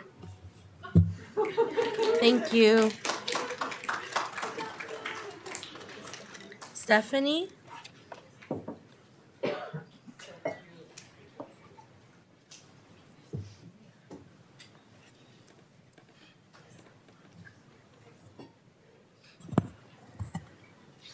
Good evening, Council. Tonight, I'm calling on you to agendize and vote yes on an enduring ceasefire resolution in Gaza. I just want to be explicitly clear that this is a bilateral ceasefire calling for an end to all violence, a return of all hostages, and free flow of humanitarian aid. Violence only begets more violence. So how can we condone this continued violence and expect safety and peace for anyone? I'm sure by now you've all heard of the horror and carnage happening in Gaza, but tonight I wanted to uplift some of their voices and share some quotes and stories coming straight out of Gaza in hopes that it'll humanize the horror they're experiencing. Now, please be reminded while you're hearing this that it's just a few that you're hearing of tonight, but this is a sentiment shared by millions. I can't even feed myself properly to properly feed my child. He's losing more weight than he gains. I try to breastfeed my daughter. What she drinks is blood, not milk. I can't produce now due to malnourishment. Speaking about Khan Yunis, it smells like death. Since the first day when Israel declared the cutting of our water supply, we knew we would stop having water coming from the tap. It's happened many times before, but we never thought this would continue for 6 months. The occupation has made us live a primitive life, and it didn't happen gradually. We suddenly found ourselves living it in one day. I haven't only lost 6 months of my life, but an entire year of school. Students in West Bank are preparing for their exams while I'm here moving from one shelter to another. Life has stopped. The only ongoing thing here is death. We can't plan for our next day. How can I plan for my future, where I would study, or what I want to major when I'm not even sure I'll survive? Thank you. Thank you. Moody?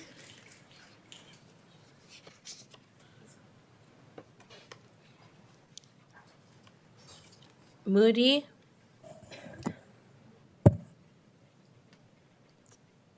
No? No, okay. All right, moving on to Russ.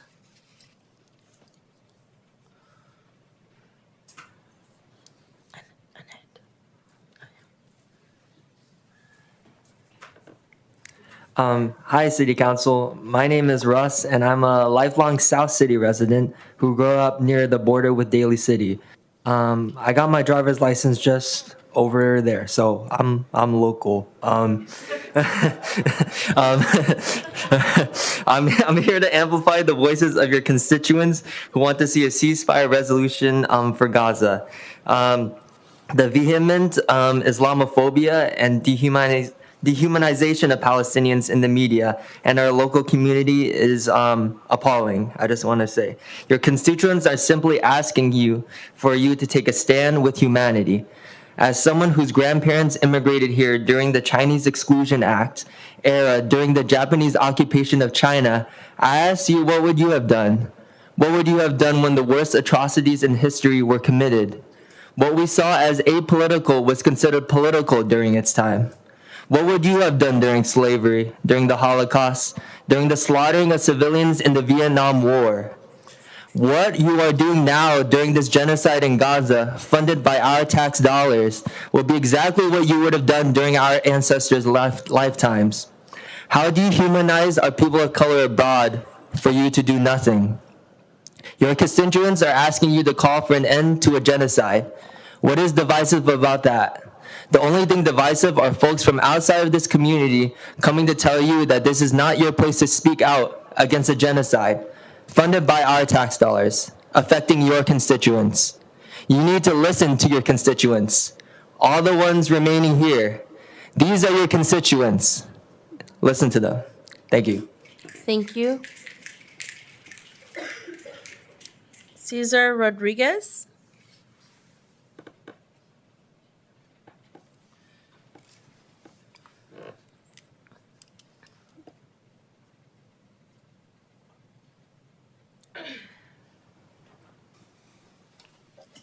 Good evening.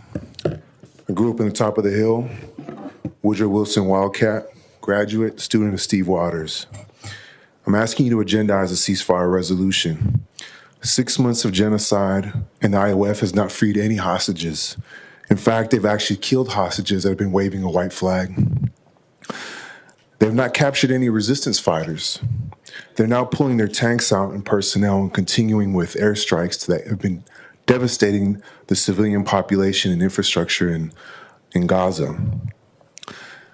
Israel has accomplished what a 15 panel of judges with the International Court of Justice determined to be a plausible case of genocide, and I'm convinced that it will be found to be a case of genocide. And the conditions that children face in Gaza indicate that this is a time for selfless compassion and courage. Half of Gaza's population are children. 1 out of 2 people are children. And they're bearing the brunt of Israel's warfare and blockade against Gaza. 15,000 kids have been killed since October 7th, and those that have survived are living something inconceivable beyond the imagination of Dante. Women are giving birth, including C-section via C-section, without any pain medication, let alone sharp or sterile equipment. Women are increasingly giving birth to premature and underweight babies. Due to the lack of available calories, mothers cannot breastfeed their children. Children are going days without eating or eating food unfit for human consumption, now grass. Parents and medical staff don't have the basic medical equipment to treat children with infections, or those that have lost limbs, or their eyes, or those that have life-changing burns. And if they survive an amputation, they're likely going to die because of an infection because there's no medication for them. And worst of all, some kids are waking up in hospitals with the label wounded child, no surviving family, because their entire families have been destroyed by the IOF. Ceasefire now. Thank you. Thank you. Thank you very much for everyone who did public comment this evening. At this point, I think there are no more speaker cards at this time. And City Attorney, if you'd respond in regards to public comment. Yes, thank you, Madam Mayor. Yes, the public comment is now closed. I just want to go through the chair. I don't believe we did approve the agenda for formality. Okay. Thank you. Thank you very much.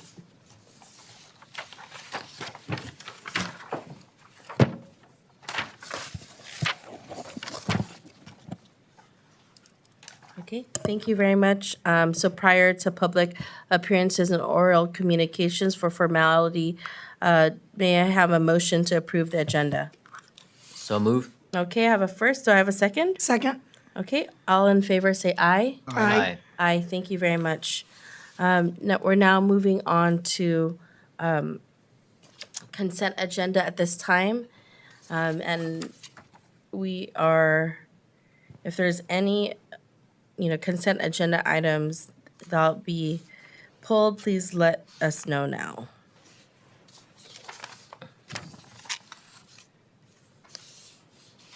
Seeing none from my colleagues, there's no items being pulled at this time.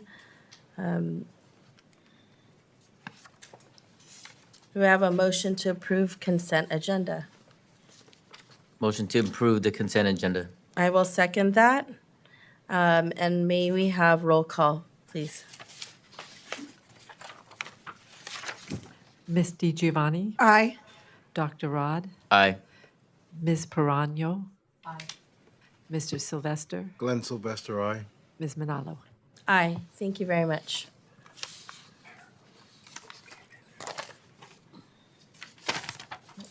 Okay, thank you.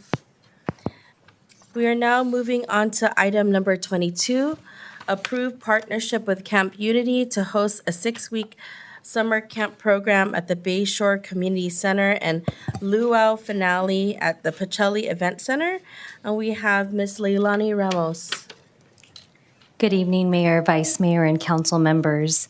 Before you this evening is a request to approve a city partnership with Camp Unity to host a 6-week summer camp program at the Bayshore Community Center beginning Monday, June 10th through Friday, July 19th, 2024, as well as a luau finale at the Pacelli Event Center on Saturday, July 20th, and consider fee waivers and full cost recovery. By way of background, the Department of Recreation Services held its first 6-week summer youth recreation program camp at the Bayshore Community Center last year. SYRP served 31 youth ages 6 to 12 and charged $150 per week. The city received a request from Camp Unity, a nonprofit organization in Daly City, to partner on a 6-week summer camp program. The partnership would include use of the Bayshore Community Center first-floor gym and classroom, partition walls, and shared use of the kitchen and outdoor space. Camp Unity serves an average of 170 youth ages 6 to 18 from Daly City and the Greater Bay Area and charges a $25 camp registration fee for the entire 6-week duration. The Camp Unity Summer Camp program offers a unique learning journey that provides a culmination of academic advancement through creative learning experiences, including performing arts, music appreciation, workshops, field trips, and opportunities for Pacific Islander cultural enrichment. The City Council may consider becoming an official event partner and waiving fees and other requirements for the rentals of the Bayshore Community Center from June 10th through July 19th and the Bocelli Event Center on July 20th. The total fee waiver request amount is $24,302 for the term of the rental and special luau finale. Camp Unity will be required to submit payment for the $1,400 refundable deposit for both centers, but the non-refundable insurance fees are waived as Camp Unity will add the City of Daly City as additional insured under their liability insurance certificate.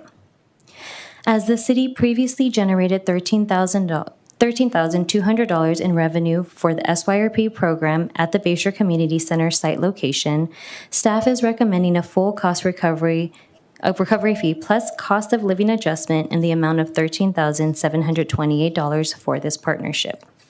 Staff recommends that the City Council approve event partnership, fee waivers, and full cost recovery. By partnering with Camp Unity, Daly City residents and participants will have an opportunity to greatly benefit from the deeply discounted camp registration fee and diverse program offerings. Camp Unity has expressed its commitment to prioritize Daly City registrations, especially the 31 youth who participated in the SYRP at the Bayshore Community Center last summer. And staff is available if the mayor and council have any questions. Thank you so much, Leilani, for that presentation in regards to the 6-week summer camp. I think, first and foremost, it looks like this is when I reviewed the documentation that you provided, it looks like it's a partnership with the City of Daly City. That's correct. Not necessarily just hosting. It's not necessarily just a rental. Is that correct? Is when I'm reading it, it's not just renting the facility? So the partnership will include use of the centers, partition walls, and shared use of the kitchen and outdoor space. Okay. So Camp Unity will provide all of the staffing to run the programs. Yeah, I think I was able to attend the graduation last year, and I think last year they had utilized, was it the school district for their finale at Policita, right? If I recall, that was it. I think this is, just first and foremost, I think this is a program that is needed for our young people. And when I see the $25, that the cost for 6 weeks, I know that there's many families out there, working families, that look for opportunities for their children's enrichment during the summertime. So when I see that fee, it's definitely more of a community service-oriented program, first and foremost on that. But I think that's, is this the first time that there's this partnership with Camp Unity? Yes, it would be the first if approved. Okay, so it would be like an inaugural program with That the is city and Camp Unity and with the City of Daly City? Yes. Thank you for that. Okay, well, I think, as someone who grew up in Daly City, I think it's always important to have opportunities for our youth and young people, especially around being able to have cultural programming. And so I appreciate that. I think those are the only questions I have. I definitely see it as a positive thing in our community. I was able to see all of the youth that performed at the graduation. It really seemed like that space was overflowing. So I hope that the Pacelli gym is enough space, because I remember going into the TR Policita room and I knew that it was like overflowing. So I hope that when we use the Pacelli gym, that there's adequate space in that regard. I thought it was great that there was so many people, but I just knew, I was like, okay, I think they need a bigger space. So I can see why they're looking at Pacelli Gym as the finale. I just want to say, I'd love to hear from community members, but at this point, I'm a proponent for the 6-week summer camp, seeing that it's a partnership with community. And it's so important to have these type of cultural programmings, most especially with our youth. And so with that, I will now ask Vice Mayor if he has any questions. I don't have any questions, but I'm in strong support for this program. I think program that reflects their culture, that's cultural relevant to their own experiences is powerful. We've seen it reflected in different studies that talk about ethnic studies or even type of culturally relevant education is life-changing. And I think this is a service that is an investment in our future. And why would we rob students, specifically Pacific Islander ancestry, from a life-changing program? So I have no questions. Thank you, Vice Mayor. Councilmember DiGiovanni. Thank you. Yeah, before there's any public comment, I do have a couple of questions in regards to, I see they're listed here, but don't we have a group in the Bay Shore with the Pacific? I thought that they had similar classes. For our camp program? Yeah, for Pacific Islanders. And I know that they tried using the Bay Shore Community Center and were told they could not use it at one point. I'm not aware of that situation, Councilmember. Maybe Denise, would you happen to know?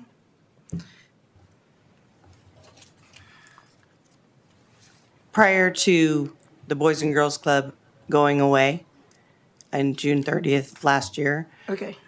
we were still in partnership. And so all of the programming there was run by the club, and we were their sidebar. That conversation was had with the city manager prior, and because the club had sole responsibility of that facility, that's the reason why none of it came to fruition. But going forward, we're doing many partnerships with many organizations. True, but I know that they pay Lawson Hall, so we don't give them and then for me, the big thing is, it's not like you're looking at it for the thing, but what I understand, and this is not a reflection of the group or any group, but is this the first time we've ever waived $22,000, which is a lot of taxpayer money. What other groups do we have in the city based on equity? Do we waive that much money that maybe our soccer fields or other things, do we waive their fees as well? Completely like this? This is the first request we are getting for a 6-week camp program. We are costing it out for transparency, and we are requesting full cost recovery of what the city received in revenue last year, plus a 4% COLA. Yeah, for that. But I do see here it would be $22,405. That's a big waive. It's not like an event. Like, when we have other people come and we partner, and if it's an event, which, I didn't get a chance to read it even the last time. And again, it's not a reflection of them. And then what is it going to do to the other group that we have renting Lawson Hall, which I know that they have classes that are similar with Miss Reina Mafua. So how does that work in that area, and why is it the Bayshore Community Center that is wanted, which is so close to theirs? Through the chair. Okay. I need some clarification on they and the group. Who can you provide that clarification? Councilmember DiGiovanni, because you keep saying they. Oh, and the the group. Pacific Islands together, they have, they there rent you- okay. Lawson Hall, and they pay to rent it. I think for And transparency. there's no waiver for them, and they are doing the same type of, similar to the programming. And they're not getting $22,000 of, I'm just looking from an equity point. They're not getting $22,000 waived by the city. So Nor or other groups that rent our soccer field or what have you. What does that say to them, everyone else that has to pay in our city from an equity point? Doesn't mean, if we had the money, a lot of money in our city, but the programming's in recreation, I know you said about the cost recovery, and then taking away a space that could be rented to get money, that's my concern. Because they pay at Lawson Hall, they don't get a free ride from the city for their classes. So that's all I'm saying for equity. That's all I have for now until we hear public comment, because that's almost $24,000 that we're asking to waive. And I don't think we've ever had $24,000 waived in our city to anybody. That's my thing. Now, if it was an event or whatever, that's how I see it. But to have a ongoing thing to where it's a camp, that could be, I want to know what do we tell the people with the soccer? What do we tell the basketball people? What do we tell the other people that are renting out our facilities? Are we just going to tell them it's, like, it's all going to be, oh, if you partner with the city, then we're not going to charge you. Just come and we're going to start waiving fees for everybody? That's my concern. But I'll leave that for now until after public comment. And also the fact that the Pacific Islanders do rent the Lawson Hall. Okay, thank you for the same thing. I'll leave the rest of it after public comment. Okay, so Councilmember DiGiovanni, you're done with your comments or your question? Until after public comment. Okay. Thank you. But I do have something to say after. City Manager. Through the chair. Did you want to respond to any of the I comments? just want to point out that we've been working with Camp Unity, that is a nonprofit, for about close to a year on getting it scheduled. I'd also like to say that Pacific Islands Together is also a nonprofit, receiving a nonprofit rate for Lawson Hall. So going into the value of how much, I think for transparency with this partnership, we put that amount up there. If we took every partnership that we put together with nonprofit groups, we would be showing you some numbers that might be similar. So, I mean, if that's something that the city in the future would like us to not engage the nonprofits in, then we'd need to get council direction on that. But I think we pointed everything out for transparency so that the council and the public know exactly what we're doing. As far as Lawson Hall, I think $40 a month for the gym space is very fair. So I think this 6-week program that we put together is something that I think is fair for the public and those that participate, and that the city's not losing any revenue as compared to last year. So that's the end of my comment for the moment. Okay. Thank you for that clarification in regards to what Councilmember DiGiovanni brought up in regards to, I think, Lawson Hall and another organization. May I respond, Mayor? Councilmember DiGiovanni, you have a question or a statement? Yes. A question or a statement? Well, I'm not sure which way it's going to go, nor should it matter what I have to say, right? So. Go ahead, Councilmember DiGiovanni. Okay, well, we all know that we love our Pacific Islander community as well as those here. So what I want to entertain and tell the council, and it's nothing personal. But we do have to also keep in mind that at this time that we need to make sure that the other people that are already there are being respected. I'm not sure if Ms. Reyna is aware of this and it emulates the same programs, or if she's been talked to or reached out to. Because we are a community. Secondly, I wanted to let people know that this is nothing against Miss Anawahi at all, because, we did see, which she has a right to do. She's going to, and Reno knows, it's not a secret, that his mom is running for city council.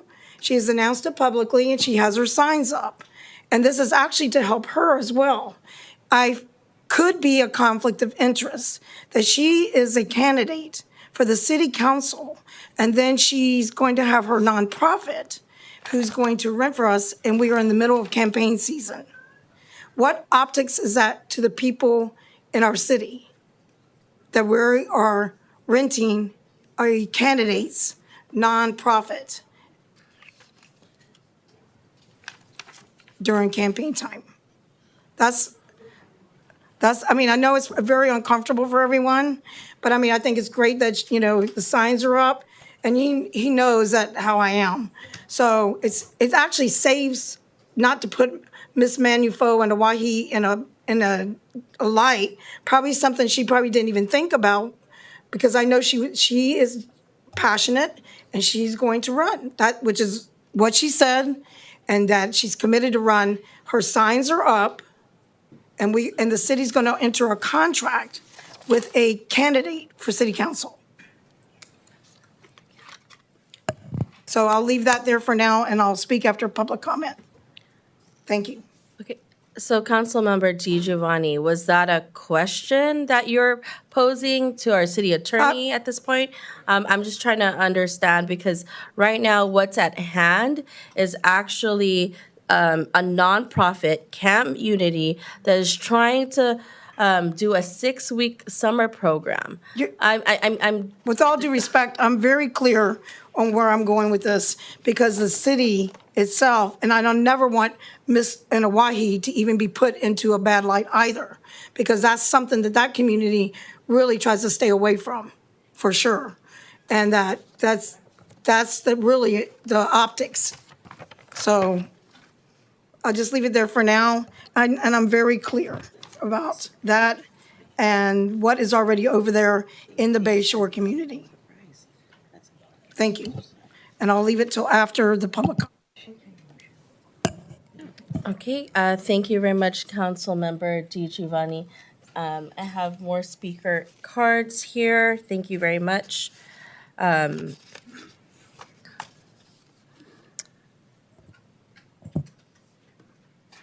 Reno Anuai. Point of order. Okay. I thought Councilmember we were Sylvester. in comment session from the council before we open it up to public. Oh. I've heard one Well, I council member. apologize, I Councilmember heard one Sylvester. council member Councilmember make Sylvester, a one comment, moment, so sir. I'm calling point Oh, of I'm so order. sorry, Please do Councilmember not Sylvester. interrupt me until I'm done. I'm telling you, Okay? So, may I point of apologize to order, you? and I would Councilmember like to make Sylvester. a comment whenever you're ready. Sir, I'm Thank just you. telling you, if you can, please, I said I apologize. Thank you. You didn't have to, Thank you. Please. Thank you very much. I have a few questions before I make a final comment. You indicated in your staff report that this is a 501c3 organization, and I also heard from the city manager that they are a 501c3. Do you have a 501c3 number? I do not have that at the moment. We do have Camp Unity members here. Okay. My next question, where have the prior locations been where the camp has held their 6-week program? I believe for last summer it was George Washington Elementary. I think it was here. We'll see. Westlake. It was a school in Jefferson Elementary School District. And it was Westlake Elementary. You're correct. Thank you.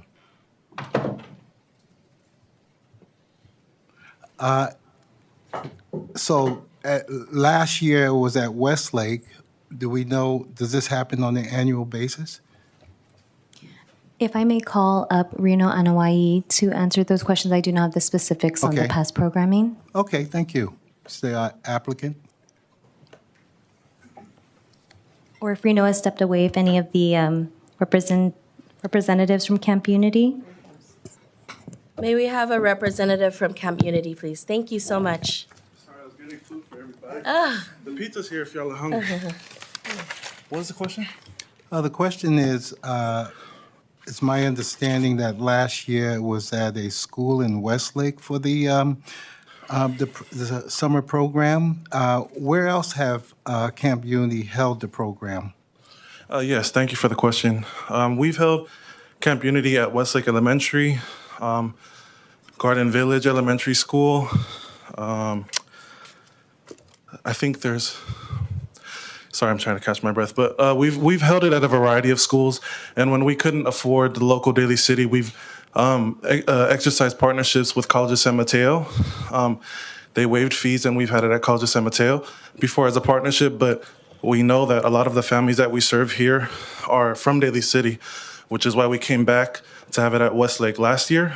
And the majority of the students that come to our programs aren't just Pacific Islander students. We serve all ethnic backgrounds from actually every school in Daly City and every school in Jefferson Elementary and JUHSD except Oceania and our sister cities, SSFUSD and San Bruno. Every school has families in our program. Okay, so confirming, so you've held it at the Westlake School, Garden Village, and the MP College Brown. of San Mateo. And MP Brown as well. MP Brown. Thank you. Are you familiar, do you have a 501c3 tax ID number? Yes, we do have a 501c3 tax ID number under our nonprofit Pacific Islander Community Partnership. Camp Unity is a program housed under that nonprofit. Okay, so it's housed under it. Yes. Okay, see, I don't see that in the staff report, and if we can get that, that would be great. Absolutely. During the previous years, Garden Village, College of San Mateo, MP Brown, were there fees involved? Yes, except for College of San Mateo, that was a partnership with the Pacific Islander Learning Community there. But there were fees involved from our inception in Daly City, which was MP Brown, Garden Village, and Westlake last year. We did pay fees, yes. Okay, so how much was the fees, if I may ask? Also, we had it at Ben Franklin, sorry. Franklin. Last summer, we paid $30,000. That was including, or not including the insurance fees. Gotcha. So that's what the organization put out, but how much fees was charged to the participants? $25 per kid. Wow, looks like a loss to me. All right. Has there been any collaboration with the other group located in the Bay Shore, Pacific Islanders Together? Collaboration to meet? And because I looked at the curriculum and it talks a lot about the Polynesian culture, which I think is a great curriculum, but I do know we have a Polynesian group Yes. out in the Bay Shore, and I'm looking for collaboration. Has that happened? Thank you for that question. Speaking specifically to our program, we offer youth development programming. And I don't want to speak on another organization because I feel like tonight we're here for Camp Unity. However, in terms of collaboration, we do not offer the same programs. They don't do youth development programming. But we have collaborated in separate community initiatives, but specifically to youth development and free youth development around Pacific Islander culture, we're the only ones in the state that offer that free programming. Okay, thank you. I see in the staff report, it indicates 31 youth who participated in the SYRP at the Bay Shore Community Center last summer. How much was it, and that was at $150 for the whole program, or $150 a week? Per week. per week. So that comes out to $4,650, and that's times 6. So that was, oh, wow, I'm pretty loud. So that was for 31 participants, but they're duplicated you throughout the 6 weeks. So there were 88 total participants in the program. So that means Denise went 3 times, Johnny went 4. So some of them were duplicated. So 88 total Okay. people in the program. All right. Which brings me to the next question. I got a figure on cost recovery. So if we continued with the 88, give or take, some goes 3 days, some goes 4 days, what's the estimated number of how much revenue would come in? I got a cost recovery number of $13,728. Would you say that that's the cost recovery, given the 88 youth?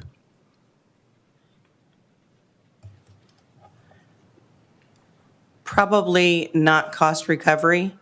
It also depends on the staff that are at the location. Absolutely. Yeah, so using the facility, that's our facility, that's cost savings. But I don't necessarily think we would be at cost recovery, no. So, do we have a performer from Camp Unity? Performer, like how much revenue has come in? Because I asked that question because as a nonprofit, that information should be available, because if this city is going to provide $24,302 in the waiver of fees, I'm having difficulty unless I see some sort of performer. Now, you gave one indication earlier that at one time, Camp Unity spent $30,000, but I have no idea what Camp Unity brought in. Now we're asking for fee waiver of $24,302. So obviously, there's going to be some revenue that comes in based upon what the participants are being charged. Now, $25 is an excellent price, and I actually multiplied that out, and I wrote it down somewhere here. That comes out, I think it was like $1,495, and with the fee waiver of $22,000. Total for the 6 weeks, sorry. I'm sorry, go ahead. It's actually $25 total per kid for the 6 weeks. Wow. I'm just wondering, it's not sustainable, and I want to help, is what I'm saying. I'm not trying to bash the program, but, I really want to help, and that's why I'm asking these questions. So let me see, that was that. And this is the first time that Camp Unity has come to Daly City. So my question would be, if last year was at Westlake School, why can't we go back to Westlake School? Honestly, council member, we wouldn't mind Westlake School. We were just looking to any space in Daly City that we can partner with. Good one, good question. Good That answer. fits our program. That fits the program. All right. Thank you so much to staff and you, Mr. Anawai. I have my questions, and I'll reserve my final comment for later. Thank you very much. Thank you, Councilmember Sylvester. Councilmember Perano. So I'll be honest, I hadn't really heard about any of this prior to today. And so, yeah, I'm just absorbing what the questions are and what people are asking. So always being able to do things with the children and with the youth, it's like number one, right? And I'm trying to listen to everybody's questions to then come to a question. If we're already doing something in one area, Bayshore, right? Someone else that wouldn't it be better to do it in a different space of Daly City so that it be in different areas, that's a question. And maybe, you know what I mean? So if you already have something in that area, maybe be in Westlake or be in a different space, that's a question, okay? I don't know if maybe the size is going to be a problem or parking or any of that. And so do you guys fundraise throughout the year? Normally, before this collaboration, were you fundraising throughout the year so you had enough funds to cover the $30,000? Thank you for the question, council member. We do fundraise annually, throughout the year, as well as seeking donations from partners in the community. I also have our executive director who is in Washington, D.C. right now, who actually wants to answer that question on the phone, if that's okay. Go ahead, Mom. Maybe you should put it on speaker. Can you hear me okay? Yeah. Yeah, we can hear you. Thank you, council members, for the opportunity to respond on behalf of Camp Unity. I would like to thank the city manager and his team for working with us this past year and truly recognizing the benefit of this collaboration. For the past 14 years, we have stepped up to fill a gap of families who have been stressed out, who cannot afford to care for their children. Many summer programs throughout the entire state, and now I speak specifically to our city, charge a tremendous amount per child with a minimum rate of $236 for a program that does not provide breakfast, lunch, or a snack and is part day. Our parents, for the past 14 years, have been able to drop their children off at 7:30 and pick them up at 5:30 right here in Daly City. It is disheartening to hear the questioning, which has no level of integrity, coming from Pamela DeGiovanni. Please look at the kids first. Right. Look at the kids first. Mm-hmm. Do not politicize this process. Lack of transparency needs to be addressed. The request behind this is that all nonprofits bring forward what they pay and do to ensure that you all make an informed decision. We are the only Pacific Islander summer enrichment program in the entire state, and we were founded in 2011. I absolutely adore and love my cousin Reina Mefua, the founder and executive director of PIT, who has been at Lawson maybe a year or two. Camp Unity has been in Daly City for 14 years. So I just want to leave that on the table and speak to facts. Let's not create things that do not need to be on the table now. I am asking the city council members, the numbers are easy and they're not always equated to a dollar amount. Every single kid that has come from our program, even those that have been referred to us by Child Protective Services and Juvenile Justice, have never been referred back to the system, and we have that on record. Right. We have been recognized by the White House Initiative on Asian American, Native Hawaiian Pacific Islanders because they come and visit our program. Sylvester, you have been to our program. Thank you, Mayor Manalo. Thank you, Vice Mayor. You have been to our program. Giovanni, you have been to our program. The proof is in the pudding. You want to know what we're about? Come see us. We are here to partner. The staff has said they served 31 kids. We serve 200. And they are of Daly City, of every ethnic group in the entire Bay Area. You can find them at Camp Unity. That's why we are called Camp Unity. We stand in solidarity to stand in the gap that has not been met by the city and many others. We want to partner. You guys should take pride that we want to stay in Daly City because we love Daly City. And if I have to give up running for this office for these kids, you better believe, Pamela DeGiovanni, the kids come first. That's right. Not the seat. Not the seat. So if that's what I have to do and be sacrificial lamb, I would never compromise the betterment of this city. this city. The kids come first. Right. Know your priorities and know who you serve and know why you're sitting in that seat, or you don't need to be seated there.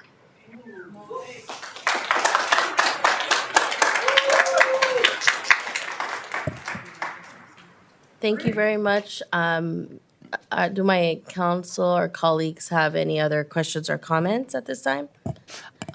I'm sorry, you were talking with me about this, and Yes. thank you for the call, but it didn't answer my question. I was just curious, so what you're saying is that you've partnered throughout the years? Yes, you're Right? asking for fundraising Yeah, throughout the year. and We you do fundraising, and then this is 6 weeks in the summer. during the summer, Yes. 6 weeks, where it sounds like you do breakfast, lunch, and dinner, you do all Yeah. these events. Yes, ma'am. At the end, you do a party. So we actually do a cultural recital. Nice. And this has actually been funded on the shoulders of our community. All the families, 236 participants, their families cook. When we told them that we got denied food services, they said, we're going to come to the kitchen at 7 a.m. We're going to cook at home. We're going to come feed our kids. So we garnered the support of homes in all these neighborhoods in Daly City, and they came and they fed our kids until the services provided lunch for us. And we still do that this last summer to stand in that gap.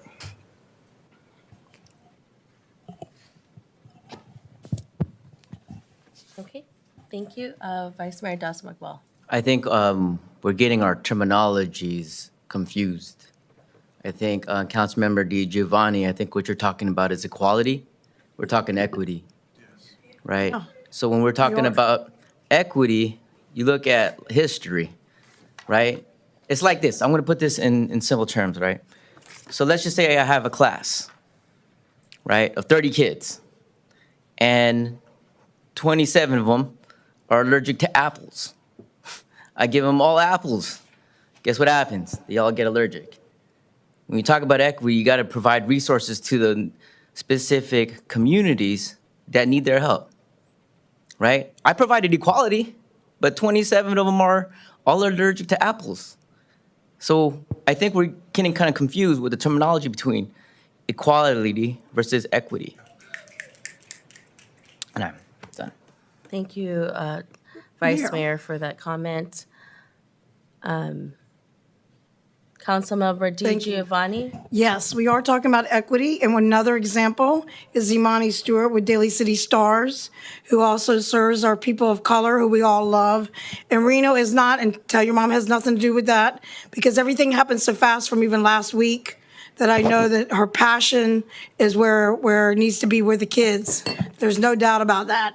Is that, what do we say to Imani? What do we say to the other ones? And you know that you guys serve the same youth sometimes to try to keep them all straight and narrow. That's great. How big a space do you need? Is that the question? Or I mean, I think at this point we're talking about the program. Yeah, we are, but I think, let me just summarize. Point You're of order. saying- I am talking. Please. At this Please, time, I let me think we're finish. using that. This time, we're approving one program from a nonprofit for a 6-week camp. You are now introducing. No, I'm talking something about equity else. and about, I will allow the floor to you. Please and do then not interrupt me. Point of order. You did that with Councilmember Sylvester, and you're not going to do that with me I as was well. apologizing earlier because I went into public comment. I'm just clarifying because we're here in a discussion. I think we're going to go around in circles. And so go ahead, Councilmember Di Giovanni. Well, no, because we all are one big community, and we all know each other. We are a community council member, and thank you for reminding us We that. are. I just also want to point out, we're here for Camp Unity, and we're also members of STARS and PIT. We love everyone. I feel like we're kind of being pitted against each other, and I don't want that.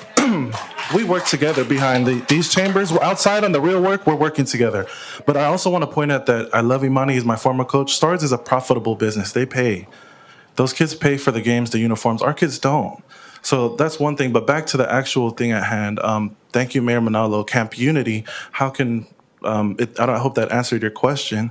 How big a space we need? we've been surviving on what we get. But if you want to ask us what we need, give us a whole school. We would love that.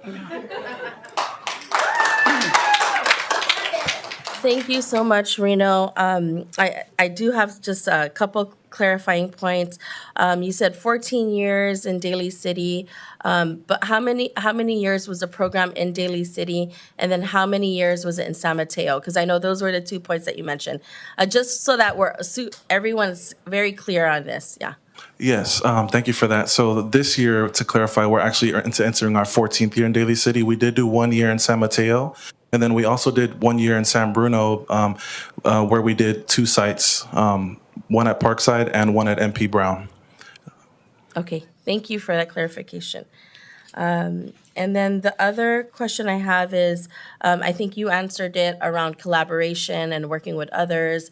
I think what was mentioned here is there's another Pacific Islander community nonprofit, PIT, and I think that, obviously you said it's a youth development program, but if there's any way to collaborate, obviously they're already doing programming in the Bayshore.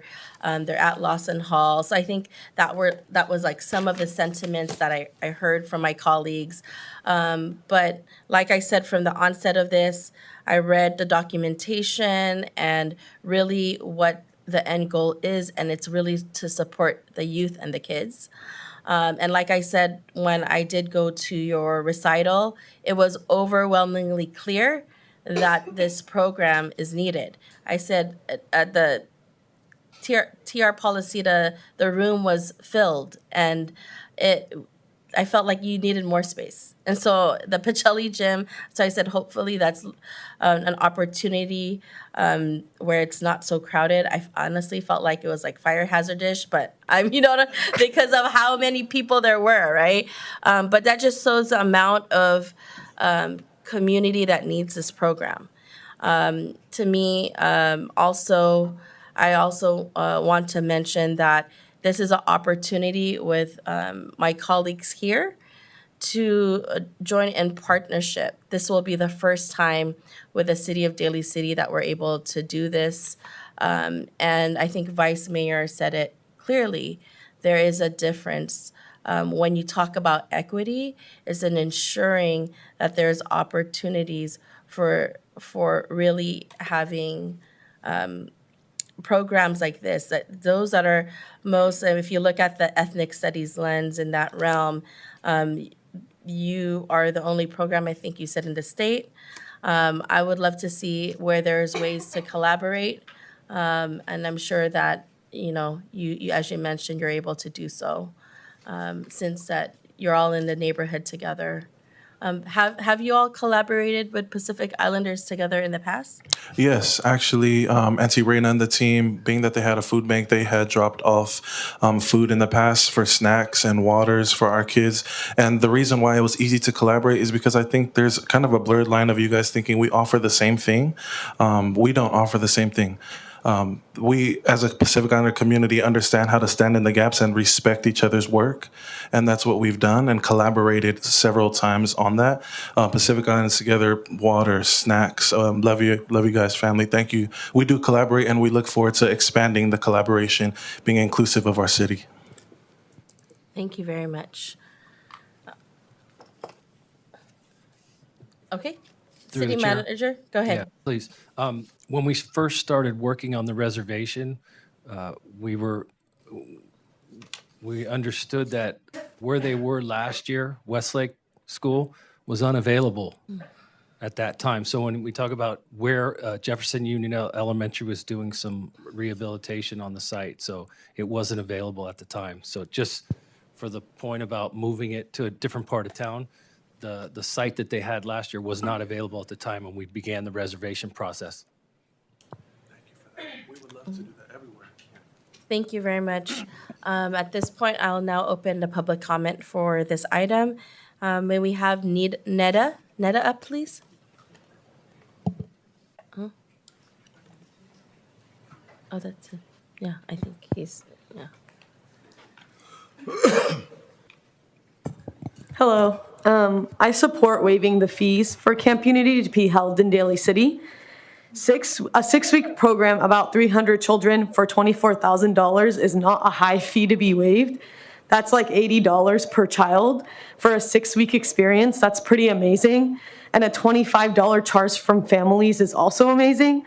It also seems like there's a precedent to waive fees for other programs in Daly City, so why wouldn't this one qualify for a fee waiver as well?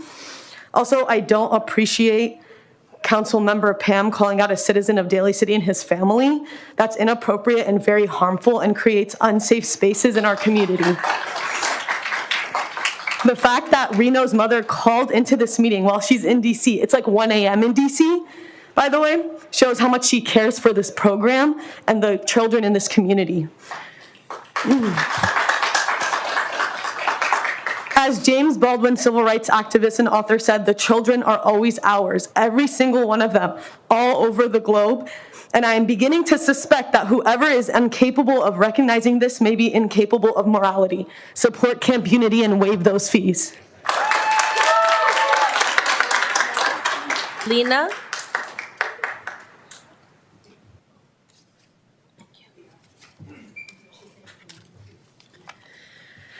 I'm here to express support for city partnership with Camp Unity for the summer and waive all fees to make it accessible to all youth and students. Thank you, Reno, for expressing support and solidarity for a ceasefire resolution.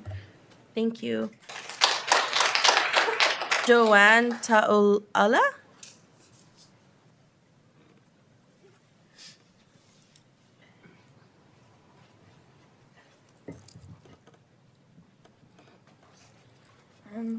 Good evening, Mayor Manolo and the City Council members.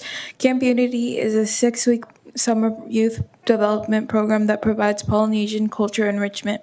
My name is Joanne Tawalo. I am 14 years old, and I am here as a reoccurring attendee of Camp Unity.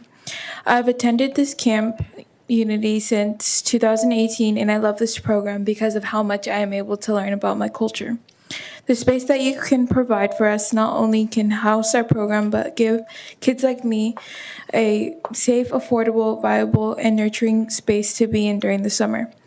I speak on behalf of over 200 kids who attend Camp Unity with me. I cannot emphasize how important this space is for my community, I cannot emphasize how important this space is for our community who support Camp Unity. I know that your support can ensure safety and wellness for our youth of Daly City. Please consider our request. Thank you so much for your time. Thank you. Yvette Jessup?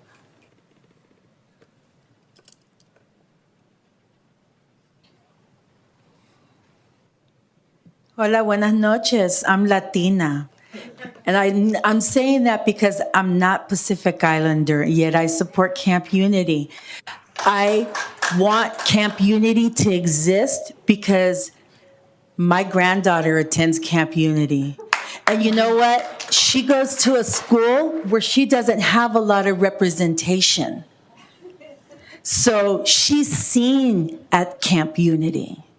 I had so much more to say, but Manufo pretty much summed it all up. And to politicize this situation is, quite frankly, as a taxpayer of Daly City and a lifelong resident, I'm offended.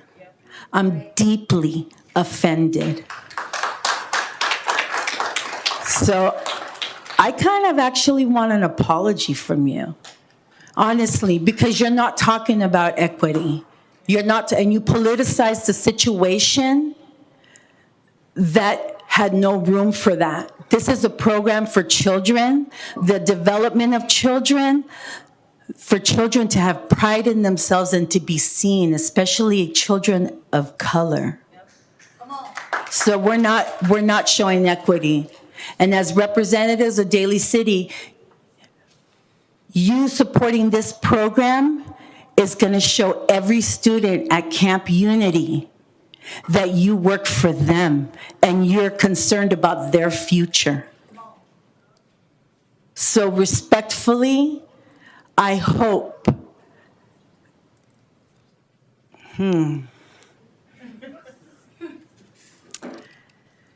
I have a lot of passion myself, siendo latina. Quiero decir un poco de cosas que no lo puedo decir, pero lo quiero decir. I just ask that you support Camp Unity. Thank you. Thank you. Grace Moavau Avua? Yeah. Okay, thank you. Hello, Mayor, Vice Mayor, and council members, and everyone here tonight. Thank you for this great opportunity to speak. It's truly an honor and a privilege in which I do not take lightly. My name is Grace Tutuila Moivau Au Au. I'm a proud, lifelong Daly City resident. I'm a young, mixed 18-year-old Caucasian and Samoan girl. I'm a Westmore High School alumni class of 23, turned staff member this past January. I'm here tonight to speak about a camp that altered the direction of my life. And the name of that camp is none other than Camp Unity. Unity is the perfect word to describe the way that camp made us all feel. United, empowered, safe, and loved. This camp has helped keep so many kids off the streets. When other young children were out experimenting in the summer with all these crazy drugs, we were being taught community in a safe place. We were being taught about the beautiful Polynesian culture and, of course, youth development. But let me make this clear. This camp is not just for young Polynesians, this camp is for everyone. This camp has helped build bridges between the different communities within our city, between the Polynesians, Hispanics, Caucasians, African Americans, Asians, and our Middle Eastern families, everyone. You name the ethnicity and culture, and they were there, and we were and still are to this day as brothers and sisters, despite the colors of our skin. This camp has taught countless children and adults alike the importance of culture, community, and most importantly, the importance of love and respect for everyone and anyone. This camp has been a safe haven for years for countless individuals, including myself, my 4 siblings, my friends, my cousins, my community. It would be, in my personal opinion, a disservice to not partner and support such a space that catered to this up-and-coming generation who now more than ever need camps like Camp Unity that will love them no matter what, that will not judge them because of the colors of their skins or their cultural backgrounds, and that will build them up so they know that they are called for greatness despite what the world may say. I stand on the shoulders of the founders, Liainga Anawai family, who have played a focal point in the person I am today. I am a fruit of their labor and their hard work. I am not ashamed to use my voice and speak for what I believe is right, even though I am young. They have taught me that my voice matters and it holds weight, and that what I have to say should be heard and respected. That's what Camp Unity has done for me and countless others. Thank you so much for your time, Mayor, Vice Mayor, and council members. God bless you all.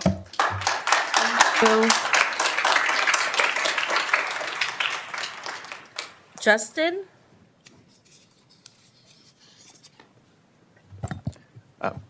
Hello.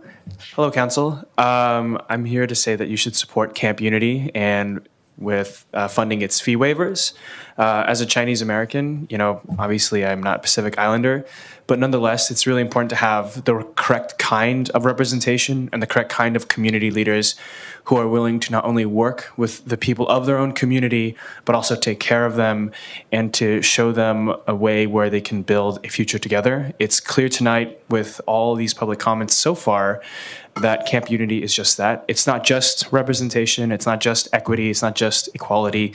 It is something real, it's tangible. It's giving Pacific Islanders who do not have a lot of representation a place where they can feel seen, where they feel that their culture is being prioritized and that it's being known. It's a shame that, this is the only Pacific Islander focused nonprofit, seems like summer care in the state. And I think Daly City should be honored to partner with them so that hopefully in the future they can help them expand and grow these services. Thank you. Thank you.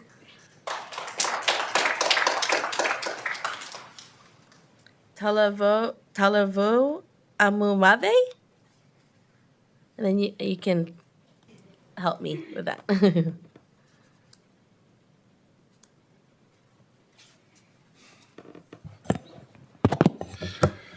Good evening, Council. Thank you, Mayor, Madam Mayor. Thank you, Vice Mayor, and thank you to the fellow council members. My name is Talavo Mavai, and I am a long community member of Daly City and also the Bay Area at large. I currently serve in my capacity as the president of the Pacific Islander Student Association at San Francisco State University. And we aim to create spaces where our youth and our community feel seen in spaces that they usually aren't. I want to especially thank you, City Manager, for your efforts in coordinating these and your willingness to work with us. Councilmember DiGiovanni, I am disappointed nonetheless, like everyone else. Your concern is misplaced in this. Pacific Islander Together is another fellow Pacific Islander community-based organization here in Daly City, but we can certainly coexist. Your questioning seems to pit us together, and that will not happen. The Pacific Islander community are strong, and we work collaboratively in every aspect of our life.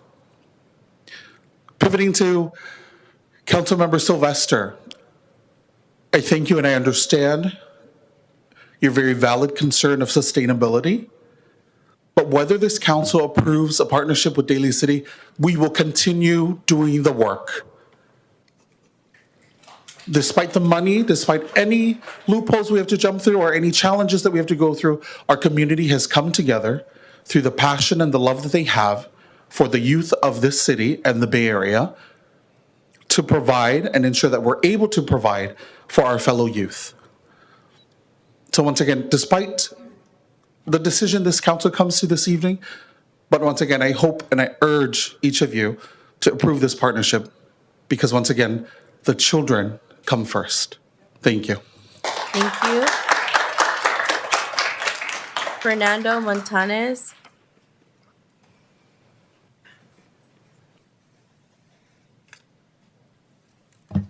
Hello again, Council, Madam Mayor. I'm Fernando, and I want to speak as someone who is an advocate for the Recreations Department who caters to children and to the community members, and as a Philam youth who knows what it's like to be underrepresented and underserved. My PI brothers and sisters deserve this partnership and deserve every support that comes their way. To Councilmember DiGiovanni, I'm not surprised that you would politicize something that is non-political because supporting children should not be politicized. Never.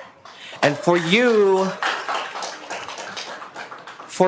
to just blatantly attack Ms. Monofo and her family and Reno, let me remind my community members that she did the exact same thing to my Filipino-American community when my people stood up and fundraised and organized against Asian hate crimes back in 2021, and she called that a conflict of interest.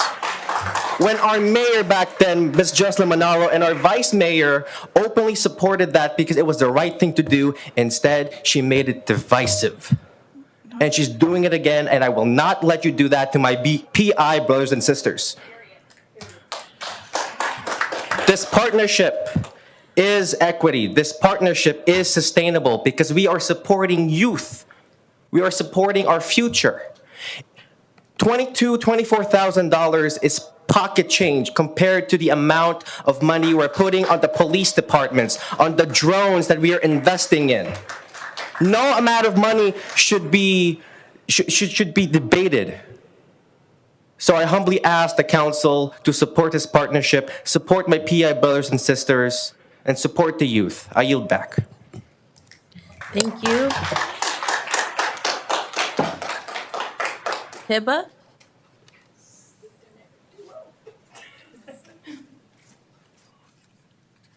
It's me again. Hey. I'm commenting in support of the city partnership with Camp Unity for the summer and to waive all fees to make it accessible to all youth and students. Like I mentioned prior, I have worked with system-impacted youth for years. Having accessible programs like these are essential in not only creating equitable spaces for our youth, but programs like these are essential in disrupting the school-to-prison pipeline. I'm not sure if you guys are familiar with it. I have personally seen youth who have came out of our high schools in Daly City inside of juvenile hall. I have worked with them because our community had failed them. This would be the first step in the right direction for dismantling this. Paying $24,000 for a 6-week summer program that would serve over 300 youth is the bare minimum in a city that just purchased 5 drones for surveilling our community. How much were the drones? This program is probably pocket change compared to that purchase. Also, Councilmember Pamela DiGiovanni, please stop referring to this nonprofit as the Pacific Islanders and that community. It's giving microaggression. Your community wants this program. I also would highly suggest cultural competency training for this council. Yeah, I'm highly uncomfortable by some of the comments that made by Councilmember Pamela DiGiovanni. Additionally, I would highly suggest an ethics course, since some people may be confused about what applies as a conflict of interest in this setting. Thank you to the city manager for your compassion and your endless dedication to our community. We see it, trust me.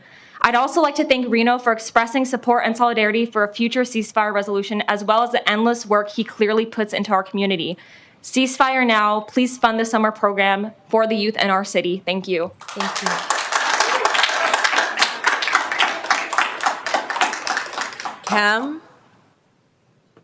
Cam?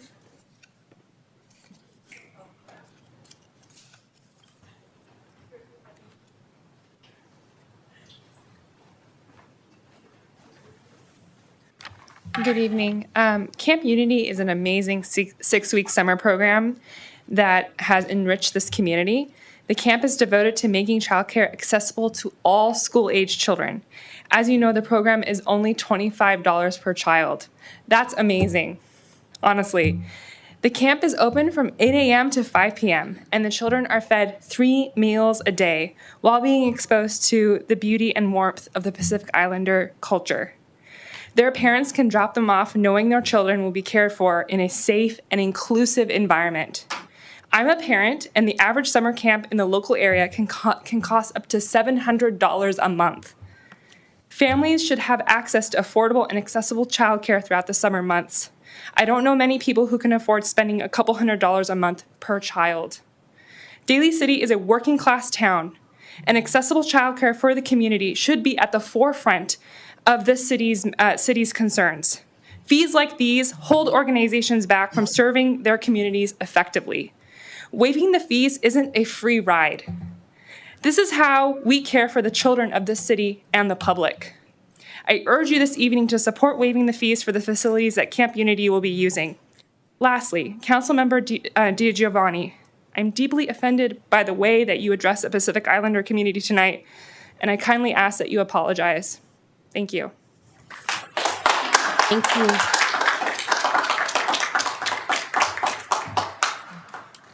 Amani?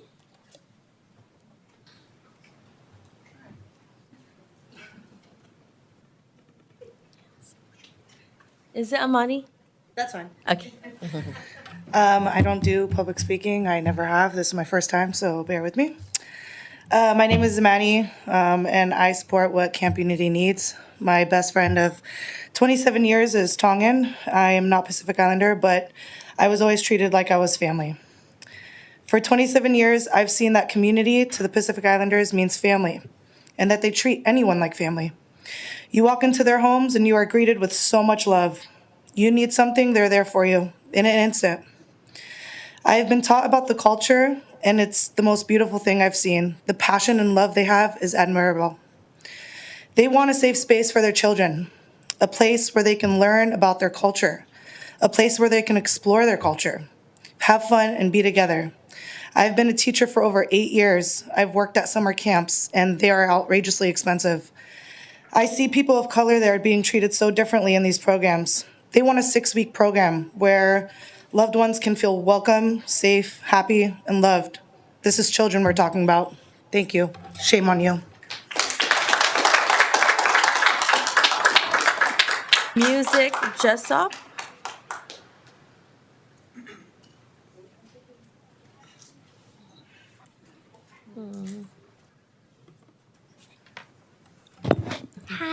Hi, my name is Music Jessup, and I go to Camp Unity, and I love it.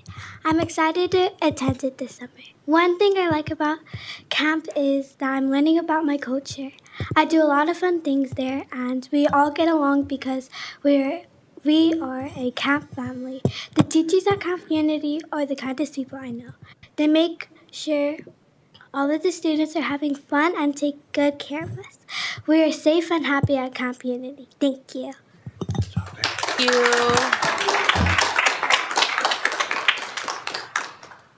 Nick Achapinti.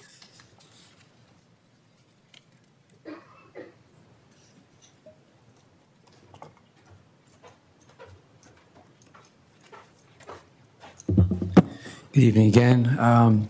Just want to speak in support of this program, and as a former trustee of the Jefferson Union High School District, we encountered a similar issue where I was the vocal trustee in support of extending use of our facilities, which are public facilities. Our taxpayers pay for our tracks, football fields, and open facilities, so that the fact that they are fenced shouldn't be done. So as Manufo spoke to, and many other people in our community have spoken to, this is a program filling a gap, a need in our community. There are guidelines and procedures in which we can, like any other city in the Bay Area, anywhere in the state of California or any other state, support our nonprofits as partners. And there are procedures that even the city of Richmond has outlined. If there needs to be an update or consideration revising that, I would refer that to our Recreation Commission, of course, City Council, and I would also add that we had a lot of people here speak earlier about the library. As a product of our local schools at the elementary, middle, and high school level, and a former teacher here in this district and a current teacher, I can tell you that the collaboration between our high school districts and our city is lacking. Nonprofits as an industry make up the gaps in public service and public policy that we need to integrate more and more. And the concern around fees, our cities are not businesses, although we do make money off things. However, when it comes to our youth, families, and our community, we should be prioritizing those needs because they are public service, first and foremost, and they should come first. And so when we're looking at our public libraries, I will point out that as amazing as it is that we have a nonprofit supporting our public libraries, there is no reason a city of our size in this county does not have libraries that are open 7 days a week. Our libraries are closed 2 days a week. We are the only city that does that. That's a shame. Our libraries need fully funded. We fight all the time with ballot initiatives to get our schools fully funded, but in the meantime, something like this, $24,000, is nominal compared to the benefit it provides our community and the example it leads, not just locally, but of course statewide and nationally. Please fund this project and others like it. Thank you. Thank you. Russ?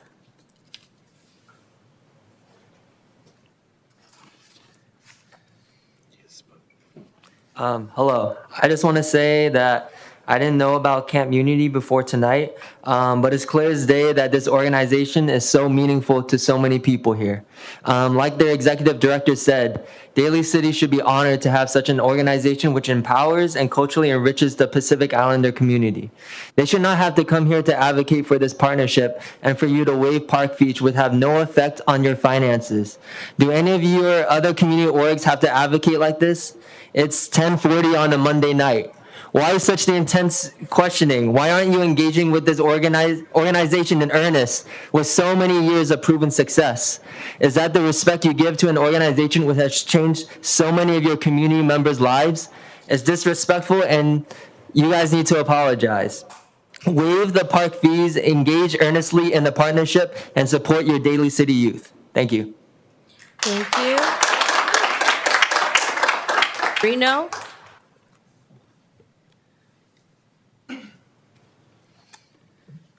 Thank you, Mayor, Council. I just want to first start off by thanking everyone that came to speak that I didn't even meet tonight. I think that's a true reflection of what community looks like. I love you guys. Thank you. Mayor Manalo, Vice Mayor, I just want to thank you guys as well. Starting off, I felt a lot of love and passion because you guys came to our program. So it seemed really easy before it got somewhere else. I also would like to remind everyone here tonight that questions are okay. I know I'm supposed to be talking about camp, but this is their job. I'd be worried if they weren't asking these thorough questions. So we also have to keep that in mind with love and respect. I see where you guys are coming from asking. Those questions are important. But I do urge you guys been there. I don't need to speak more about it. Everyone spoke about it. I do want to say one thing, though, lastly, because I would not be a good son if I let my mom be talked about without her being here. My mom has served for 30 years, first in San Francisco. 20 years ago, she founded actually 30 years ago, she founded her first youth program before even thinking about office. So I'd please urge you to be mindful of the words that come out of your mouth sometimes as a leader, because there's children here tonight. We're talking about youth programs. They look to you to find inspiration. And then when that's what you lead with, when you talk about programs and you politicize it, that's what they think is okay. So I urge us to turn it. We're on a good note. Let's leave in love. And I say that because I really do love you. I remember when we stood together. Let's look for that, and let's find our way back to that. It starts with partnering in spaces like this.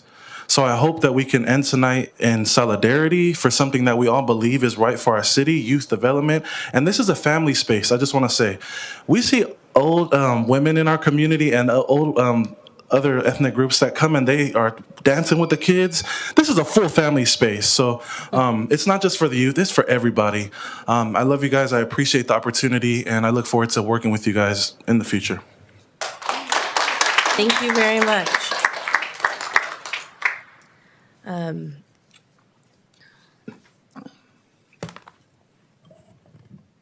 I said it from the onset, I think from the very beginning, that this program, it's going to be its inaugural partnership with the city of Daly City.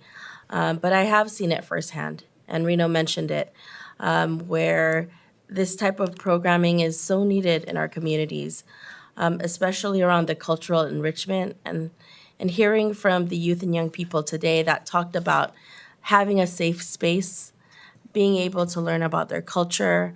And when I led earlier today, the $25 for the whole 6 weeks was already something that caught my eye off the bat. I mean, you are honestly trying to provide a service for working families, because during the summertime, it is extremely expensive, as mentioned earlier.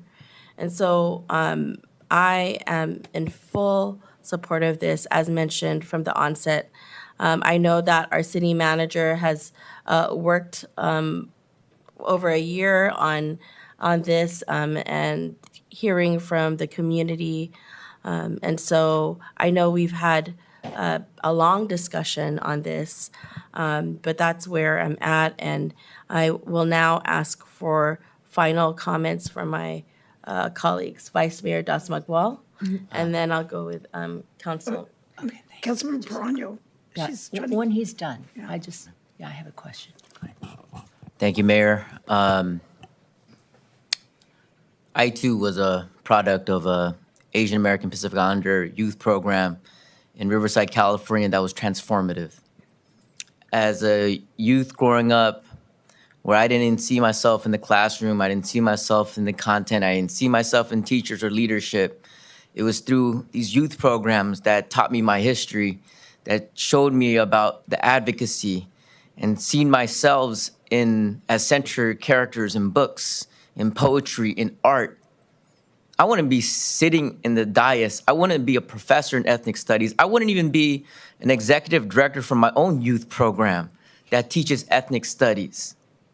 And I see the power in these type of programs. My kids are a product of a Filipino-American youth program, and they stand out. You know why? It's because they see themselves in the center of dialogue. Like, if you hear my kids talk, they don't speak like other kids. They got an analysis of the world. And not just an analysis, but then this urge to act, that they are carrying the responsibilities of their ancestors. And when we talk about equity and programming and youth development, especially from Pacific Islander ancestry, that is lacking. That's equity. That's what we're trying to stand behind. And if we have $3,728 that is revenue and we could invest it, and hopefully this will be a long-term investment, that hopefully that we can leverage it, right? As a nonprofit director, that's what we do. Show and prove, then we leverage that, we get grants, you know? So for me, I feel like this is a no-brainer. And Councilmember DiGiovanni, I definitely feel like we've been waiting for an apology from the Filipino American community, and you did it again today. Sir. And out of love, like, you need to step up. Thank you. Thank you, Vice Mayor. Councilmember Praño. So when I was growing up, we had a Hispanic, I don't want to say how many years ago, okay? But we had a Hispanic summer program that I attended. And it meant a lot to me. I don't think we paid anything in those days, right? Okay, I want to say, it wasn't in 1920s, okay, I promise, not that long ago. But it meant a lot because it gave us an opportunity to see our culture. And so it sounds almost the same type of program, which I think is wonderful. It's only 6 weeks.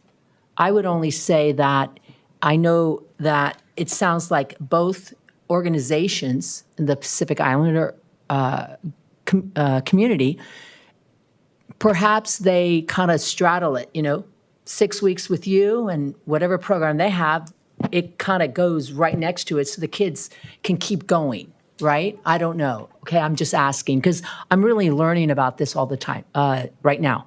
But I would say is I have fond memories of learning about my Hispanic and other Hispanic cultures at the summer program that I attended. And the only thing I would say is the most important in hearing it, and maybe I'm wrong, right, because I don't know, is that it sounds like it's for the kids. If people get to know me, they'll know that's my biggest part in my heart, is for the children, because they're our future. The only thing I would say is communication, right? So that this program and perhaps Reina's program kind of span a longer period of time during the summer, because 6 weeks is wonderful, but summer, how long is summer? 6 weeks. How many weeks? 11. A lot. Somebody said 11. Not enough time. Yeah, but when it's a long time when you have kids. But it would be nice to see if you guys could maybe work together so that one program goes and then another program continues to kind of help the children. Okay, that's the only thing I would say.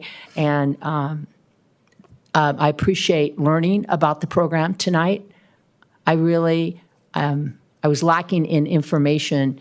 And the last thing is, it's my understanding on being other commissions and other boards that it's our job to ask the questions, okay? So sometimes if you hear a question and you take it personally, you can't, because our job is to ask those questions, even if it doesn't sound like something you want to hear, but we have to, because we don't ask that question, someone else is going to say, why didn't we ask it? So I appreciate everyone who came up, because I learned something about your program, and I'd love to see it being run. But also, if you wouldn't mind, Reno, come up a second. My question is, and I'm just hearing it, right? So PIT, right, has a program. No. So no, they don't have a summer program? No, sorry. I think that's kind of the confusion that I'm not sure where Councilmember DiGiovanni had alluded to that, but they actually never had a youth program. So we are clear of, they don't have a youth summer program, and that's not a statement to be used to pit us against each other. That's just facts. Okay. So in terms of us trying to figure out a schedule in the summer, once again, we're the only ones that have a youth program. And they don't have another program in the summer either that I'm aware of, but I can call them because that's my family. Right, of course. And so when does your programs, when would it start? It would be May what? June 10th to July 21st. I'm sorry, June what? June 10th. Okay. To July 19th. We usually do the second week of June to the 3rd of July. And it's perhaps, and I don't know this, okay, I'm just hearing everything. No worries. It could be that maybe they're thinking about it. And so I would just ask that you guys communicate in case they're thinking about doing something, right? So that you guys could have a longer period of time to help the children. Yes, I appreciate that.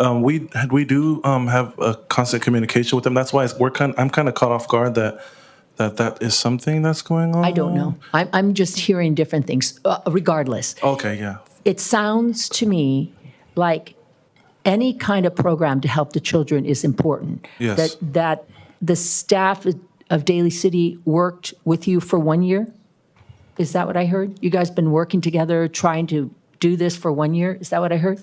So I'm just saying it would be nice if there is something for you guys to possibly have a longer, like you have 6 Yeah. weeks and that's all I'm saying, We right? we would like if there's an opportunity on the table to make it a longer. Well, 6 weeks was kind of just what we could afford. Oh, no, I'm not spending the city's money. No, but I'm just saying. No, I'm I just meant like, these, if further if your program's 6 weeks and there's a possibility that PIT is perhaps thinking about it, it would be nice so that you guys would, 6 weeks, and they would do the other half of summer, because summer's about 11 weeks, that's all.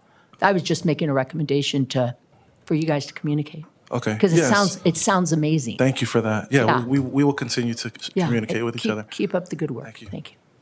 Thank you, Councilmember Sylvester. Councilmember Sylvester, you have the floor. Thank you very much, Mayor.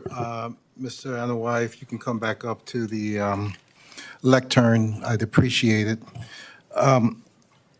The first question is to the city manager. Is there any other place available at this time for the time period of June 10th through July 19th in the city? No, sir. Okay. I'm going to direct my first few comments towards you, Mr. Anawai. It's very difficult for you to stand there and answer the questions. You did an outstanding job, and I just wanted to let you know. Outstanding job. That only validates to me how well you know your program, the passion you have for the program. I tend to be a tactical technician in the sense of crossing all the T's and dotting the I's. Basically, my questions was to protect you.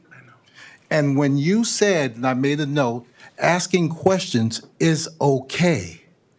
Because when folks ask questions, it makes you be up on your game. And you were up on your game. Did you first notice that I asked the city manager, is there any other place? Yes, and I knew that because I heard you, yes. Exactly. And why did I ask that question? Because in your statement, we will go anywhere where there's space. So I wanted to confirm that as well. Adequate space. Okay. Yeah. Okay, adequate space. You also, somebody said, and I heard the word, I don't know if it was you who said it or one of my council members, but you mentioned the word coexist. And that's the whole idea behind this, is to coexist with one another. We are not here to make folks move apart, but basically to put those questions out there. Wow, yeah, right, yeah, but you answered them. And that's what impressed me the most. Councilmember Perano said additional C's, communication. I've got it written down here 6 times. And matter of fact, I used that word, collaboration. And you answered that also. Have you collaborated with another group? And you say, oh, yeah. We collaborated with them because there was a point where we all got together and to provide food. I got that down here too. So,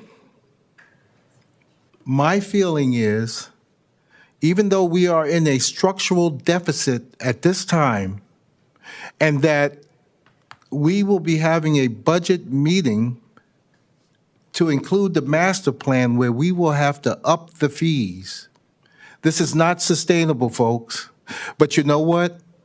If we're going to do this, I would say $25 is very reasonable. I feel we should negotiate. If you folks put out 30 grand before, That was a grant. The 30 grand wasn't from our organization, it was a grant. So also that's another thing we can Measure K. look for, Measure K. oh, well, okay, great. Well, I'm So sure. hopefully Measure K is coming out again. Exactly. And you know, it makes no difference to me where the money comes from, but thank you for that clarification. I think the city is doing its job by saying for a unique program such as this, $24,000 is not bad. But what else can we do for our city? Department of Recreation, you folks got a budget. And why not allocate part of the budget so that every child in Daly City can go to this program? And they pay for it. I mean, I don't know how sustainable would that be, but it's a thought. You made mention 170 youths. 170 times. I mean, I got 8 grandkids. They can come too. Well, see, you're one step ahead of me. I like to drop them all there because they'll save money on babysitting. And plus they get fed. Yeah. Good food too. $4,250 for 170. Or we can say the cutoff would be 150. Anything above that, you folks pay for it. I think that's pretty reasonable, but it's just my thought. So basically, I'm going to end my comments. I feel that the program is very well. I'm crossing all the Ts and dotting the Is. I'm asking you to do the same thing, but at the same time, always show respect and seek the blessing of folks who are already in the area as well. And it appears to me that that can be done. The collaboration is not lost. And that's all I'm saying. So thank you very much for being here this evening, for explaining the program, and I wish you the best of luck. Thank you very much, my comments. Thank you, Councilmember Sylvester. Councilmember Di Giovanni. Thank you. Mr. Inawahi? I know, you have to come back. And you are right. And so to the people that don't know my background, I don't need to explain to you, but I've had a great relationship even with volunteering with the Pacific Islanders together for many, many, many, many years. Many of you don't even know me. You can talk to Raina, Teresa Fa'apua, you can talk to Reno, and how much I came here to support programs when they didn't have a spot. I came here with them and Manu Fo'anawahi for public comment to find them a spot. Didn't I, Reno? I did. I came. So when I ask that question, I have to ask the questions that people in the community tell me to ask. And it's not meant on any other thing. They're just concerned about conflict of interest, and they are residents in this community, and they have a right to tell me to ask questions, to let everybody know. It's never easy being up here. But they have a right to know about conflict of interest, and they don't know all the details about this program either. So when you only see a snippet, that's all you get. That's all you get. Excuse me, I'm talking from the dais. When you feel I listen to you when your public comment through the mayor, please. Thank you. Can we have a little respect? I respected you when you gave your public comment. Please respect me. So I'm going to do what the residents want me to do. And what they asked me to ask is that I have to ask the hard questions. It's not anything personal, but they have a right to ask because they are the residents of this community. And I would never, ever do that. If it's anything, it's to protect the person.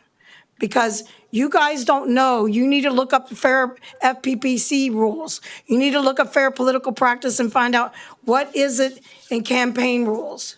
And then you can see. And it actually is a lot to it that nobody knows. So that is what that is meant. It's never to hurt anyone. And for people to twist anything, I have been exonerated, totally exonerated. And any of these other comments, I don't want to hear it anymore from anyone anymore that's created. But Reno, so you know that I remember you get the 35,000 from the Measure K funds, but was that a while ago? That was last summer. That was last summer?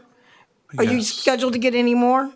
I actually feel like that's inappropriate to ask. What? To ask about our nonprofits' budgets and the grants that we are. Not budget. That Measure K has nothing to do. We didn't allocate it to Camp Unity. This is a Camp Unity discussion, and I feel like we've continually been off task. But to answer your question, because I'm here, if we get Measure K money, we will allocate it to programs that we are serving. Yeah. So that's the question you asked. Nobody knows about Measure K yet. Yeah, but for anybody to indicate anything about the Pacific Islanders, you can ask Reina Mahavua. And I also think it's also inappropriate for you to continue talking about another program while we're talking about Well, only one. because I'm talking about location, Reno. Yeah, but it's also inappropriate to speak about that because when you speak about location, you need to speak about. I'm sorry. With respectfully, we're talking about equity. We're talking about equity here. Exactly. And while I'm talking about equity, we, I have to say it several times, are not offering the same services. So for you to say we can only support one PI organization in a location, did you say there's only one Filipino, one Black, one Asian No, I did not. organization in one location? That's not fair. Let me clarify this. You did not have a conversation with the Pacific Islanders together and what their programs are. What That's does all that I'm have saying. to do with Camp Unity tonight, council member? I just respectfully ask that we focus on what's on the agenda. I am respect because the Pacific Islands together as well. We are not Pacific Islands together, and I I know refuse to you're speak not, on their but your behalf. family. That's also none of your business. I feel like this is getting. Sorry. Sorry. I'm gonna have to Sorry, Mayor. step in. It's Thank not you, that Mayor. I have Councilmember Di Giovanni. What's at hand in the moment? I know what's is- at hand, Mayor. Thank you. Okay, so I'm just we're getting back onto Thank you, what the Reno. agenda item this evening, and we need to get on task, and which is with Camp Unity. Thank you, Mayor. Thank you. We are approving Camp Unity. That is what's on hand, and I think that, there's a lot of extra dialogue about being exonerated, which I don't know what is that 'Cause it has tied to do in with with Camp fairness. Unity. I just want to say that we need to stay on task. We've been on this item for quite some time. We have so many community members in this audience. I think that we've had all of our questions answered at this time. I gave ample amount of time to all of my colleagues to be able to speak and ask the questions. And so at this point, I am actually going to motion myself. I'm gonna motion to approve partnership with Camp Unity to host a 6-week summer camp program. And I need a second at this point. Second. Thank you very much, Vice Mayor. And so now we are moving into a roll call vote. Ms. Di Giovanni, I abstain. Dr. Rod, Yes. Ms. Proaño, Yes. Mr. Sylvester, Glenn Sylvester, aye. Ms. Manalo. Aye. Thank you very much, everyone, for this.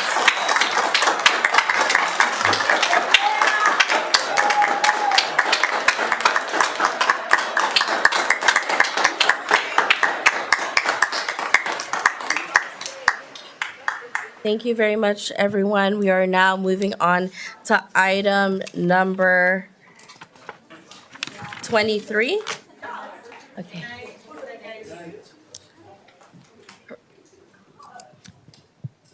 Thank you. Moving on to item number 23, the rejection bids for Northern City Smart Corridor Expansion Project. And we have Director Richard Chu.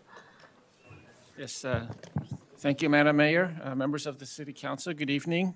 Congratulations, Councilmember Perano. I have the next three items.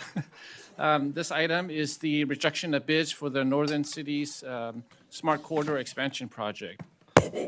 Daly City has been working with CCAG in regards to the construction phase of the Smart Corridor project. On January 8th, 2024, the City Council authorized the City Manager to execute the funding agreement with CCAG for the construction phase of the Smart Corridor project. On March 4th, 2024, the city did receive one bid for the project in the amount of $5,904,925.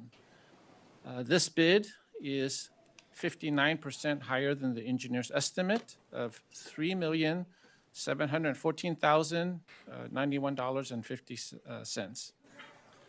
Based on evaluation of the bids and discussion with the designers, we all feel that the one bid is excessive, and the recommendation is to reject all bids, the one bid for this project.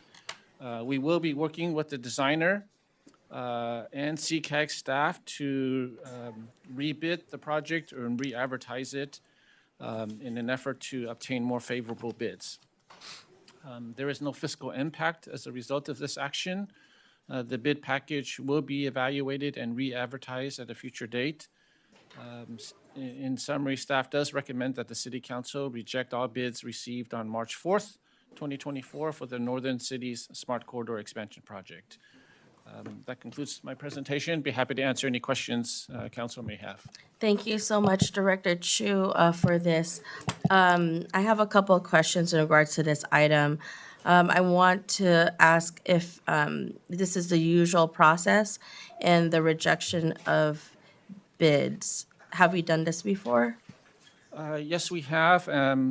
Public agencies like us, we do have the ability to reject all bids if the bids come in too high. In this particular case, even with the change in market conditions, we do feel that the bid was excessive. There's never a guarantee that bids will be better the next time around, but we are working closely with the designers. They've compared the bid results with the project towards the end of last year, looking at prices. And again, some of these numbers was over 100% higher for particular line items. So the recommendation is to reject all bids, and that is something that we can do as a public agency. Okay, thank you so much. You know, I have the privilege of sitting on CCAG, and so my question is, how does this impact timeline in regards to this project? We have already been working with the designers to relook at the bid package itself. Some of it will be repackaged. So we do hope to advertise this as soon as possible once the contract documents are ready to go. But there will be some revisions being made to the contract documents in an effort to get better pricing. Okay, thank you. And then how extensive was the outreach done for this particular project? The outreach is typical to all of our public works projects in regards to advertising, posting on our website, also reaching out to builders exchanges. So the advertisement has been typical of all of our other public works type projects. Thank you. Is there a plan to expand the outreach outreach mechanism that you've used since there was only one bid? Thank you for that question. We do intend to reach out to some contractors that do this type of work and ask them, get additional information in terms of, is there a reason why you didn't bid last time? Is the timing right? Just to get some additional input, and hopefully that will shed some light in regards to kind of our bid package and how we might want to modify it a little bit. Okay, thank you. And then you reach out to kind of the local county and then the state. And so how far have you extended the outreach for this? The outreach, for the most part, it's, again, local area, Bay Area. In the state, there is the potential where people kind of further away within the state do see it. But typically, by the time you add into mobilization and all of that, usually it's kind of the Bay Area contractors that would be. Thank you. I mean, ideally, we would want localized, hyper-local, contracts. And that would be great to hire locally. And I do recommend we go to ensure that we reach all those avenues. My question is in regards to that outreach and the amount of dollars represented here. What is your time around for the next rebidding? Like, what's the timeline for it? Right now, we're hoping, again, if everything goes well, it's just estimate right now, but we're hoping to be able to rebid the project and then come back probably in June timeframe, maybe July timeframe, to request award of a project. Okay, and then we would still be on track with getting this, the city smart corridor expansion That project. is correct. CCAG has reached out. They have gotten an extension from the California Transportation Commission. So, Great. So there is no issue there in regards to expiring of funds.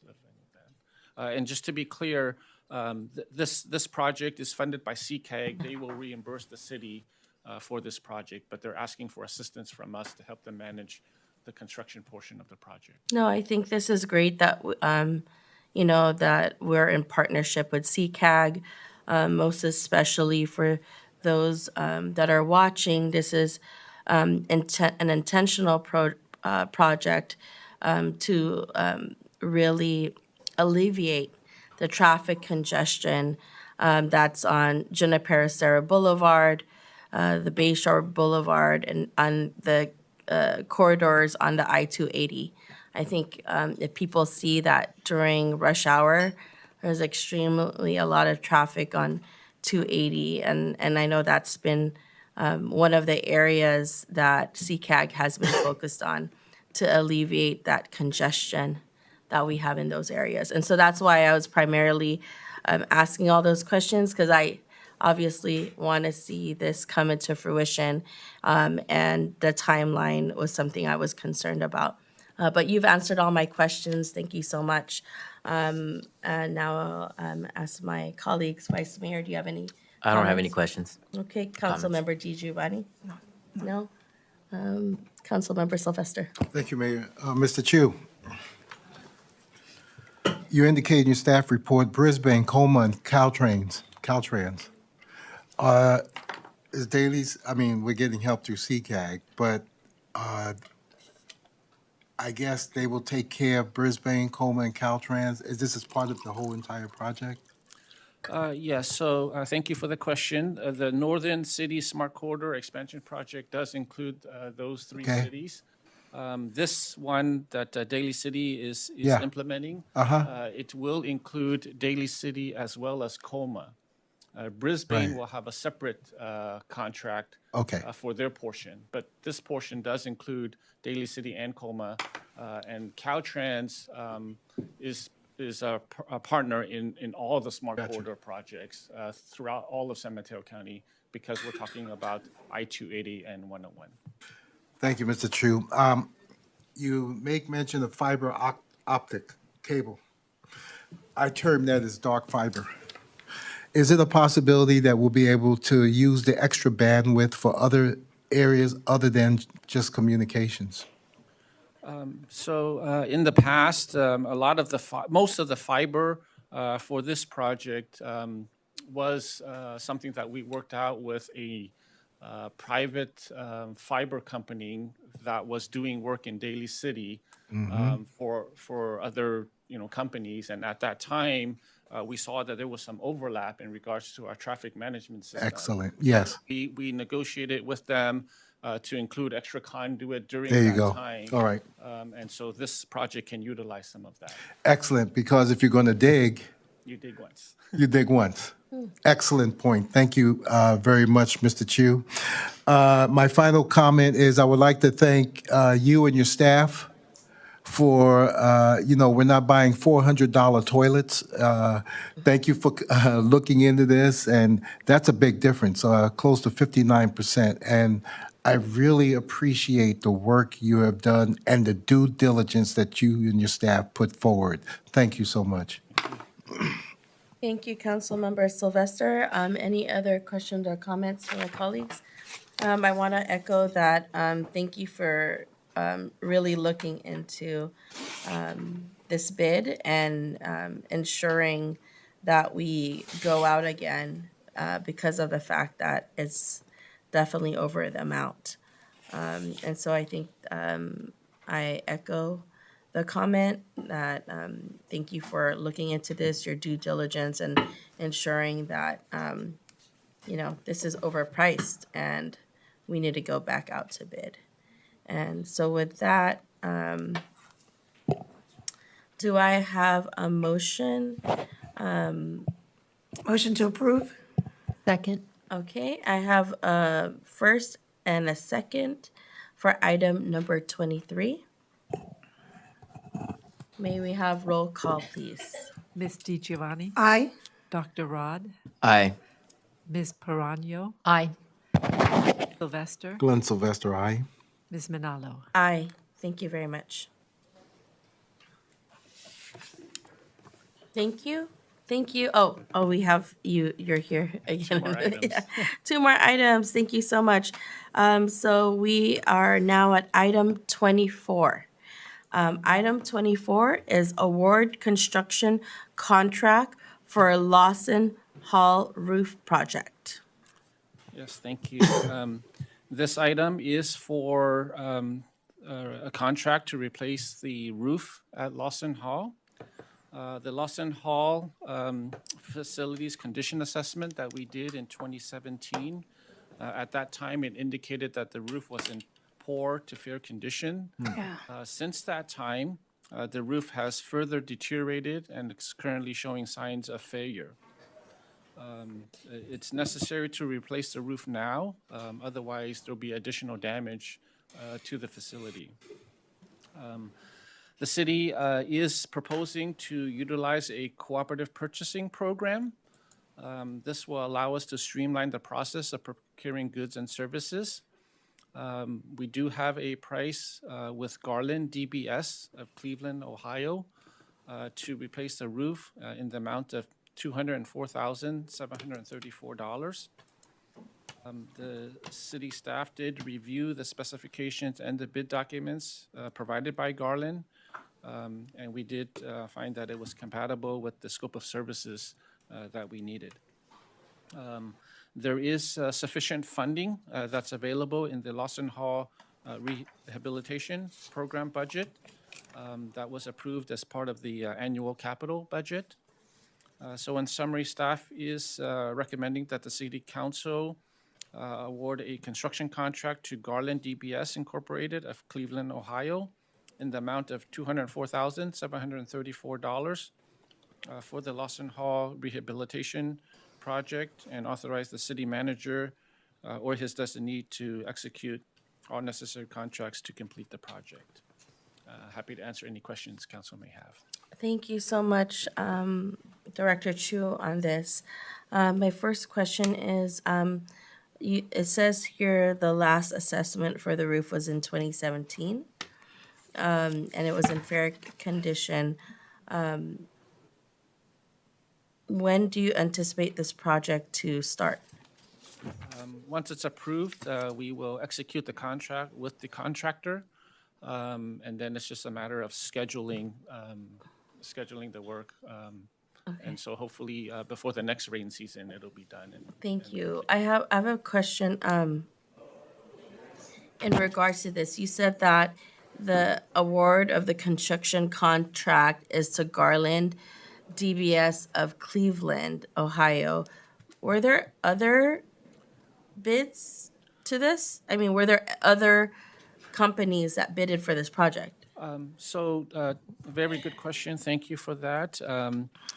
This is not a traditional project that went out to bid. We are proposing to use a cooperative purchase program, which companies that participate in the cooperative purchase program do go through a bidding process. Garland is a company that had gone through that bidding process, and they are selected as one of the contractors that are part of this cooperative purchase program. Garland is a company that does kind of supply materials to many of our city facilities. The warranty that they have is something that has worked well for the city. Also, if there's issues within that warranty period, Garland has been very good in terms of doing the necessary repairs as needed. So we are proposing to go to Garland through the cooperative purchase. Okay, thank you for that. But can you explain what the cooperative purchasing bid process is? Because I feel like, when did we start doing that? We've been doing that for many years now, Okay. even before I came here. There are various cooperative purchase programs. Some of the other ones also, we've done that as well in regards to services where we would potentially like piggyback on other public agencies that have gone through a purchasing public bid process. A cooperative is similar to that, where they go through a public bidding process, they go through the evaluations, they select contractors that may qualify for a period of X number of years, and then agencies can go directly to that cooperative program in an effort to streamline the process. Okay, thank you. Because think my concern is around and that understanding that process that there were conversations like prior around being able to ensure that when we bid or we go out to bid for projects, whether they're very large or they're smaller bids, that there's opportunities for minority-owned businesses to be able to, we need to create a process in which, smaller businesses are able to at least compete for these projects. And when I look at this business coming from Cleveland, that's where I think I'm trying to understand why we're having someone come from Cleveland to do this work. Yes, thank you, Mayor. Very good question. The company's headquarters is in Cleveland. The contractors that are actually going to be doing the work with Garland, they're going to be local contractors just because that's the most cost effective. And so this company works with a lot of different subcontractors. And so Garland is a prime contractor, a general contractor, but at the same time, they utilize a lot of subcontractors. Most of their subs are local to the area just because, again, that's the most cost effective. Okay, how as a city do we, I know this is not going into kind of it's just understanding what you mentioned, that they're actually out of state, but they will be subcontracting to local entities within the area. How do you find out who they hired? Is that something that your office is able to track?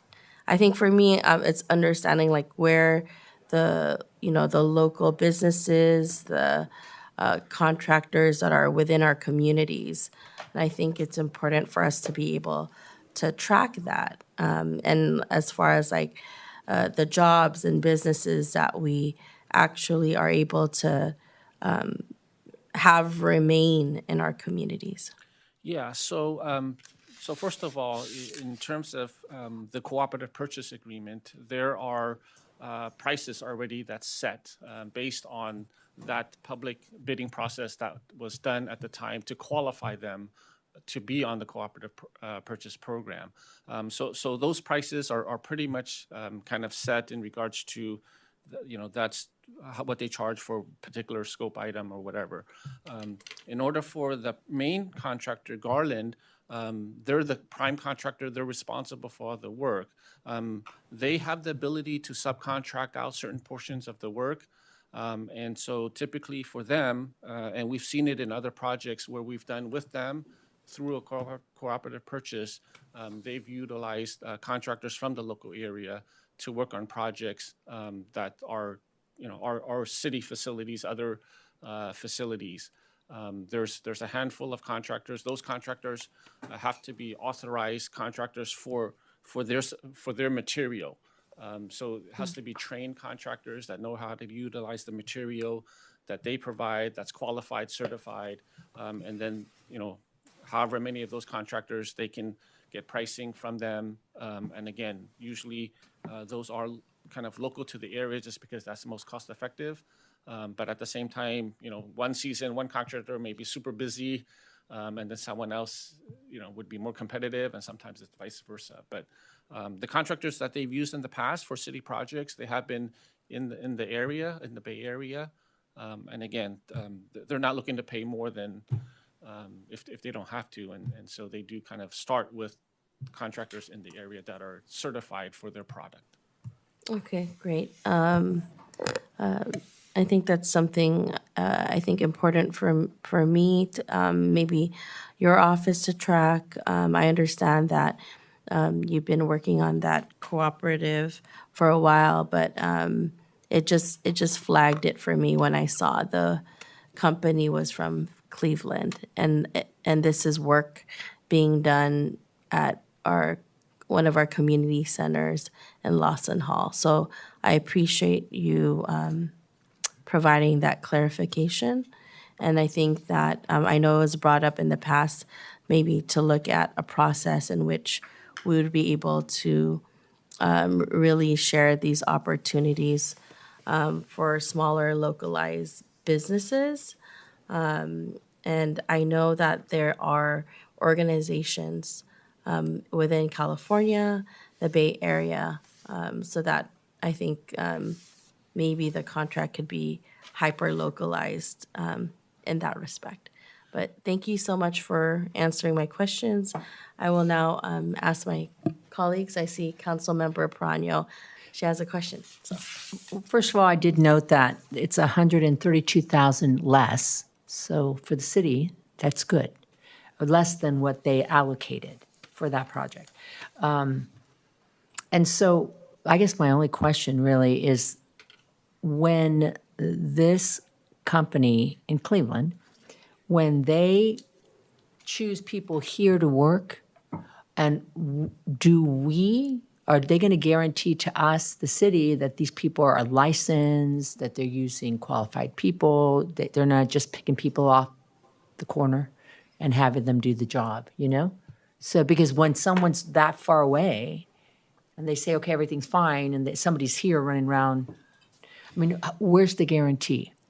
Yes, thank you for the question. So to answer your question, Garland is the contractor that is responsible for the project. They're the contractors that actually hold the warranty for the city.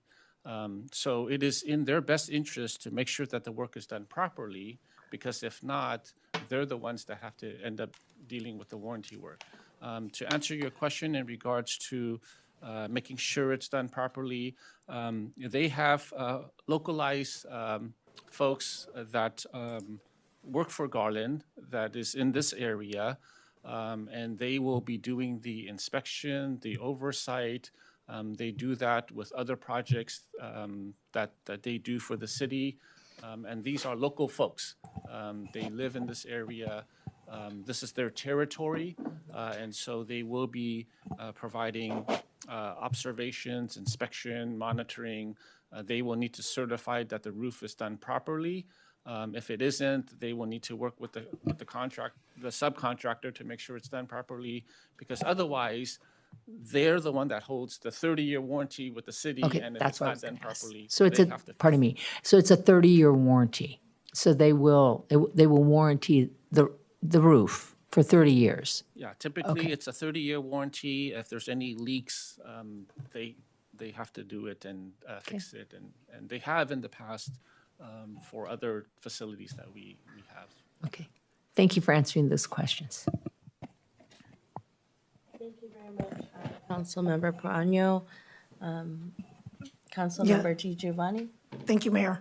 So on that same vein, would you say that, because I know you always are really good about finding labor, so are they, to make sure that we don't have wage theft, and so are they union affiliated? All of our public works projects Right. do require them to pay prevailing wage. Right. So we do require certified payroll records in regards to any payment before, we process. So we do have all of that as a requirement as part of the project, for all of our projects. Right. Oftentimes, there's also a requirement for them to register with the Department of Industrial Relations. So they also have to be, kind of recorded in the DIR for this specific project. And then we have records through that. So to help you out, so are they signatory in nature, like as far as making sure that they use union, our local union? Well, again, the requirement is prevailing wage.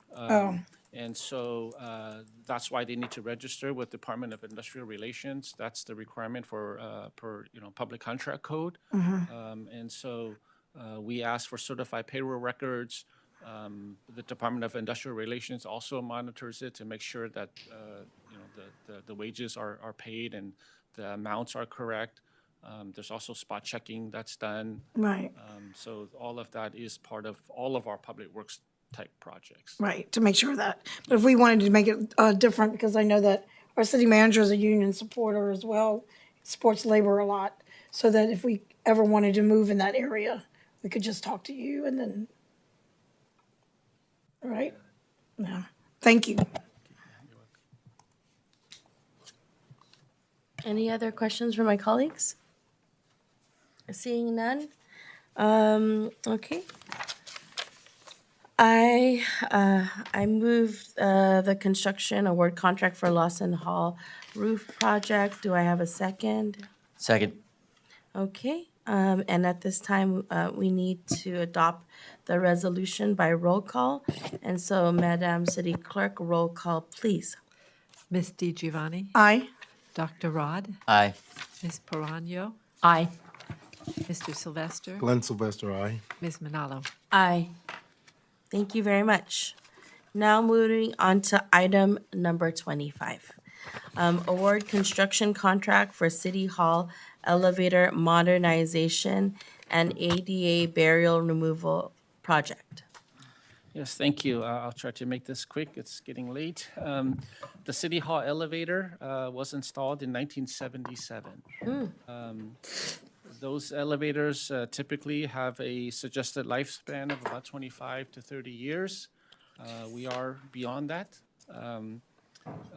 When the city did our ADA self-evaluation plan and assessment for City Hall, the City Hall elevator did have several barriers identified in that ADA self-evaluation and transition plan.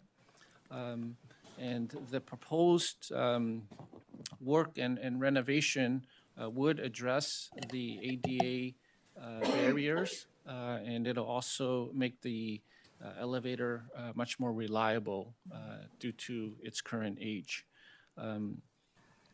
The elevator type work is very specialized. Typically, for these types of projects, the elevator companies that would be doing this type of upgrade modernization is the company that does the maintenance contract for that elevator. In this particular case, Otis Elevator is the company that has the maintenance contract for our City Hall elevator. They did provide a proposal to us. just in an effort to try to reach out and explore, we did try to reach out to another elevator company that had done work for the city in the past. That elevator company declined to provide a proposal because they don't have the maintenance contract with the city. And so that was our expectation, but we did want to reach out just to make sure. So in this particular case, staff is recommending to grant a contract to Otis Elevator in the amount of $446,250 to modernize the City Hall elevator and also to address the ADA barrier indicated in that project. There is sufficient funds in the City Hall elevator modernization and ADA barrier removal project. We do have funding as part of our previous budget that was approved. So in summary, staff is recommending that the City Council award a construction contract to Otis Elevator out of Sunnyvale in the amount of $446,250 for the City Hall elevator modernization and ADA barrier removal project. And then also authorize the city manager or his designee to execute all necessary contracts to complete the project. Happy to answer any questions council members may have.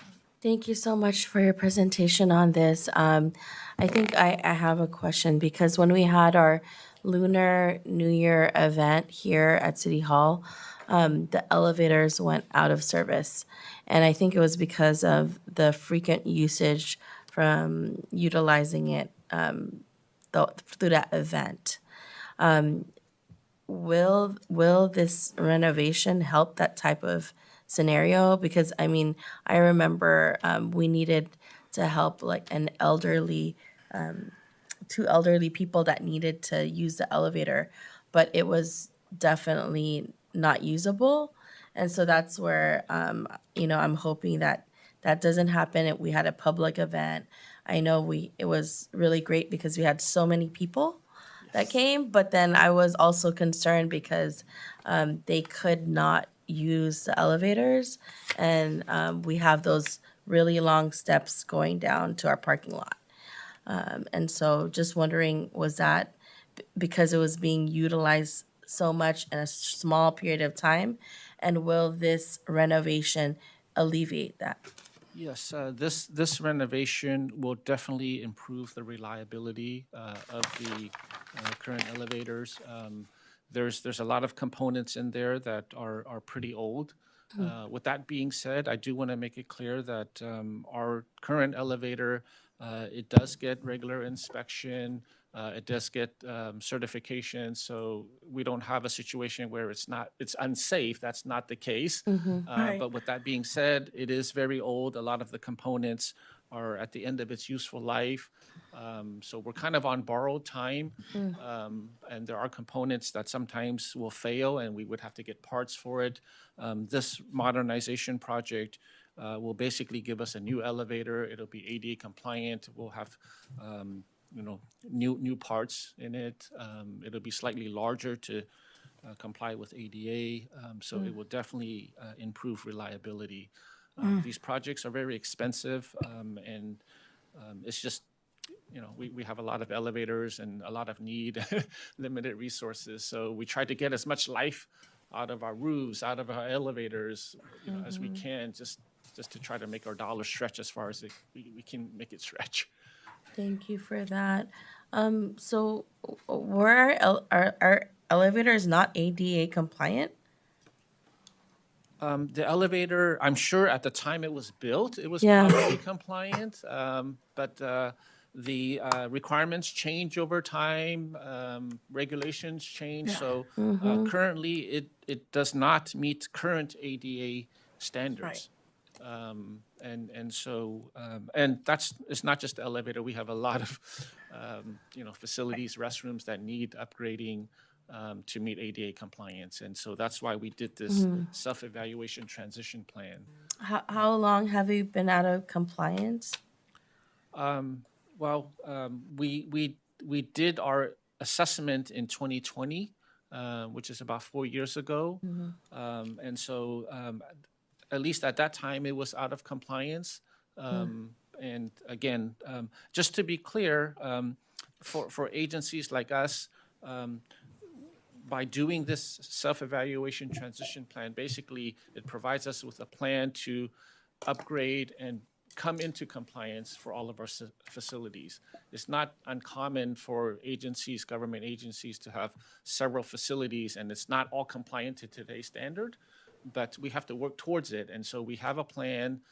It spans about 15 years in terms of our ability to try to be fully compliant by the end of that 15 years. And it prioritizes which facilities, and obviously City Hall is a very high priority because it's City Hall, and that's where we deal with the public, and so that's why the elevator is kind of top on one of the high priority items to get implemented. Okay, thank you for that. Are there any other questions from my colleagues? Councilmember Prano. Thank you. Just a quick question. Once the project begins, how long will the elevator be out? We're probably looking 3 to 4 months. It's going to be some time, and it will be a tough transition because there's going to be a period of time where the elevator is out of service. It can't be used. So we're going to have to kind of really work with signage and try to encourage folks, hey, make sure you park on the second level. You could come in through there. But it is something that's needed, and we'll just have to work through it as best we can. Unfortunately, we don't have 2 elevators, and but yes, that will be a transition and a tough period. Thank you. Councilmember Sylvester. Basically, I don't have a question, but I do have a comment that you had made mention, self-improvement. I mean, you're going through, I guess, the different buildings and looking as to bringing them into compliance, those that need to be. You use the term. Yes, it's a self-evaluation. Self-evaluation, and okay. transition plan. And Okay. so back in 2020, we did work with a consultant to evaluate all of our city facilities. We have about 30 facilities. Also looked at our rights of way, curb ramps out in the street. So there was a lot of effort at that time to put this self-evaluation transition plan together. And obviously, City Hall is kind of top on the list in terms of priority. So we are looking at that, and elevator. I mean, we're also looking at restrooms at City Hall and council chambers, and so there is a lot of a lot of need for ADA work. Well, Mr. Chu, you fell right into it. And basically, I was waiting for you to say that. So if your City Hall is top priority, any recommendation, I don't need an answer tonight. Maybe the dais, ADA access. Hopefully that's in the plan. No, you don't have to answer it, but to conserve on time. Are these popcorn ceilings? Yes. Oh, okay. So I just want to bring up those 2 issues. You can address them some other time in the future, but thank you very much. Thank you, Councilmember Sylvester.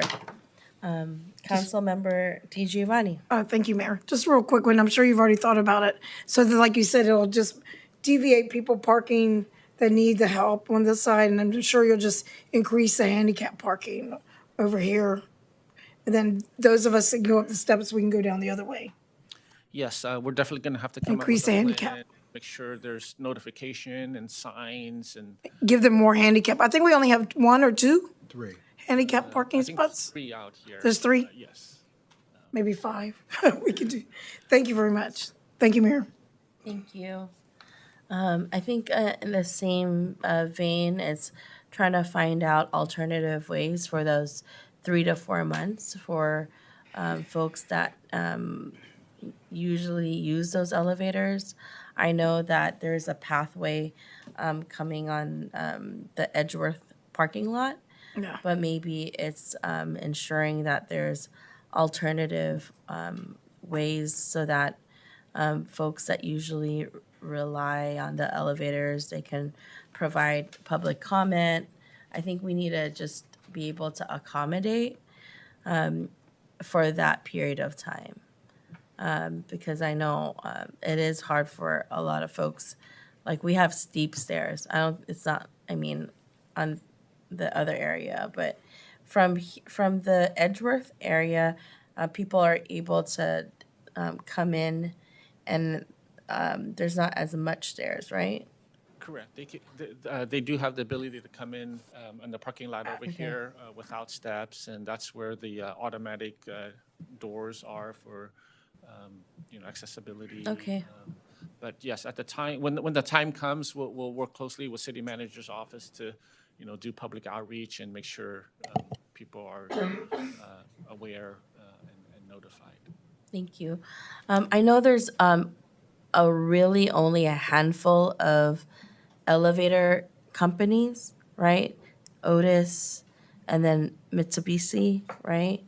I think, I don't know, there's just really a small amount of companies that do this specialized work. That's correct, yes. And so usually what typically happens is if a company does not have a contract with a particular municipality, that is when they don't go for the bid. I want to understand that portion of it, because when you Yes. said you had reached out to other companies and then they didn't decide to because us as a municipality has a contract with another company, why did we even go? I'm trying to understand that Yes. nuance there, because I don't want wasted time from you, and then I want to make sure, like, are we doing an extra process we don't need?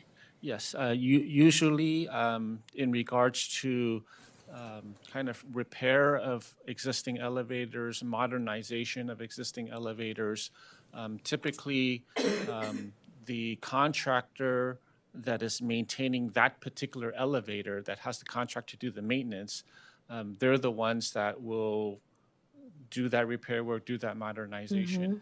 Usually, a different company will not provide a price on an existing elevator where they don't have a maintenance contract. They kind of respect each other's area.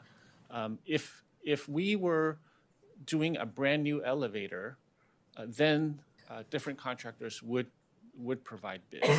But if you're doing an existing elevator, typically they kind of stay in each other's contract area that they have for maintenance of that. Okay, so you said typically they stay in their contract area, but sometimes they don't? Because I'm trying to understand, why did we even take the time to, I mean, obviously we need to bid out, but if it's highly specialized in the elevator, because there's only a few options, and you just mentioned, the company that has to maintain it is usually the company.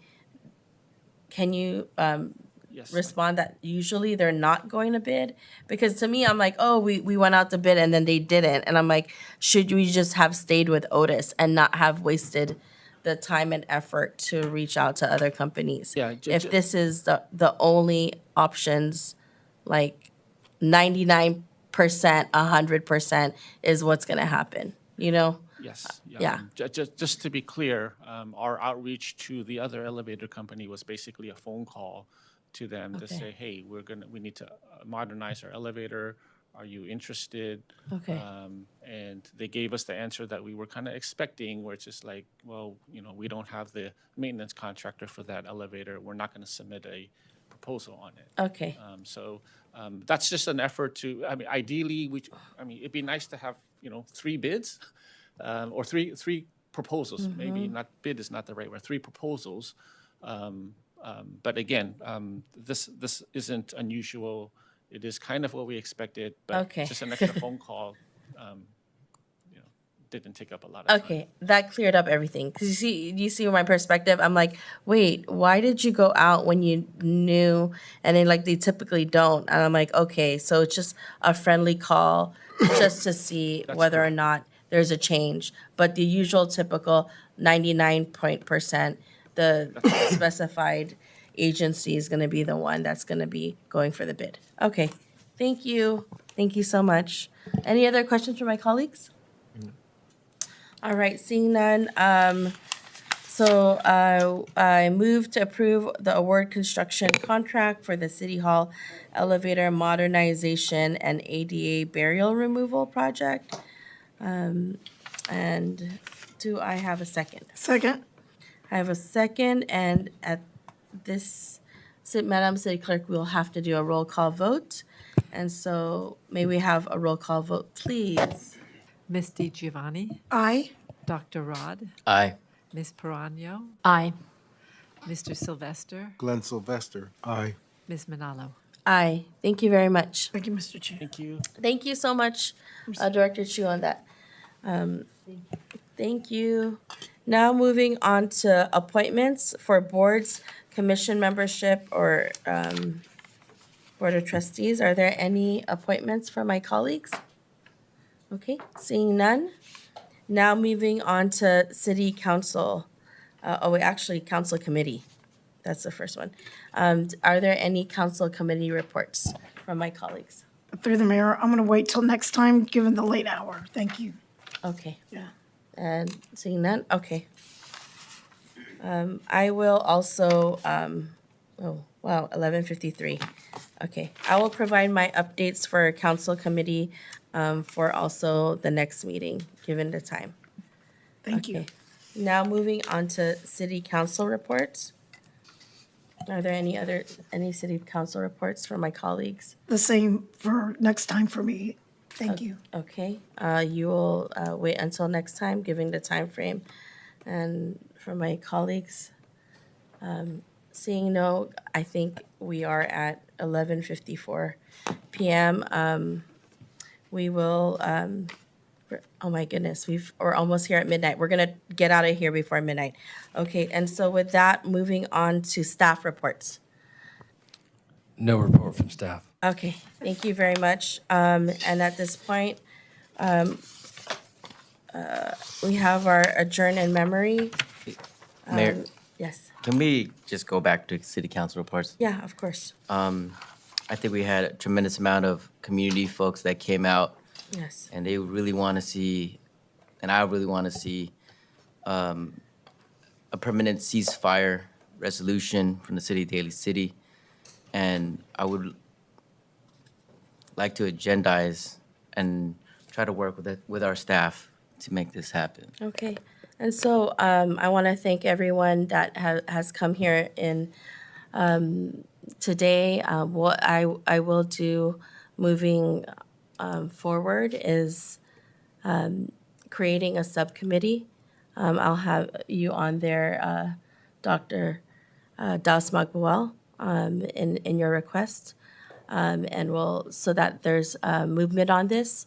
So I will form a subcommittee on this, and then we will work with the city manager. And so that's the next steps in this regard. Thank you, Vice Mayor, for that. And so that will be the next steps. And City Clerk, I want to make sure that you have that in the record. Thank you. All right. Thank you very much. And now moving on to our adjourn in memory.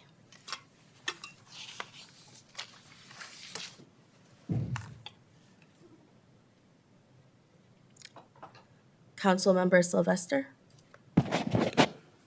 Thank you. I'll keep this quite brief. I'd like to adjourn in memory of Miss Janice Roofer, longtime friend, over 50 years. Actually, her dad taught me how to bowl, and very fond memories. Thank you very much. Thank you, Councilmember Sylvester. I also want to adjourn in memory of Leonardo Rios Bautista. He was named Tatay, and to our Nanay, he was Narding. And just to give you a little background about Tatay, and this is for Catherine Summerfield's grandfather. He was born on July 5th, 1926 in Cavite, Philippines, and was the third oldest out of 7 children. Tatay and Nanay were married on August 17, 1947, so this year would have been their 77th year wedding anniversary. He has 6 kids, 14 grandkids, and 18 great-grandchildren. Tatay was an avid bowler. He was part of the league and used to bowl every week at Sarah Bowl. He was a great bowler and a couple of times came close to bowling a perfect game. Tatay worked as a mechanic in the Mission District, and his expertise was in bodywork. He was a really, really good with fixing dents, and almost every weekend he would always have to be called a sideline where someone would drop off their car at our house for Tatay to fix it. Condolences to Catherine Summerfield's family, and also for the employees and relatives and their immediate family members. And so to Bonnie Wu, her grandfather, Ling Fong, and then also to Davis Barkosi, our Daly City Police officer's grandmother, Barbara Randlett. And so may we all have a moment of silence.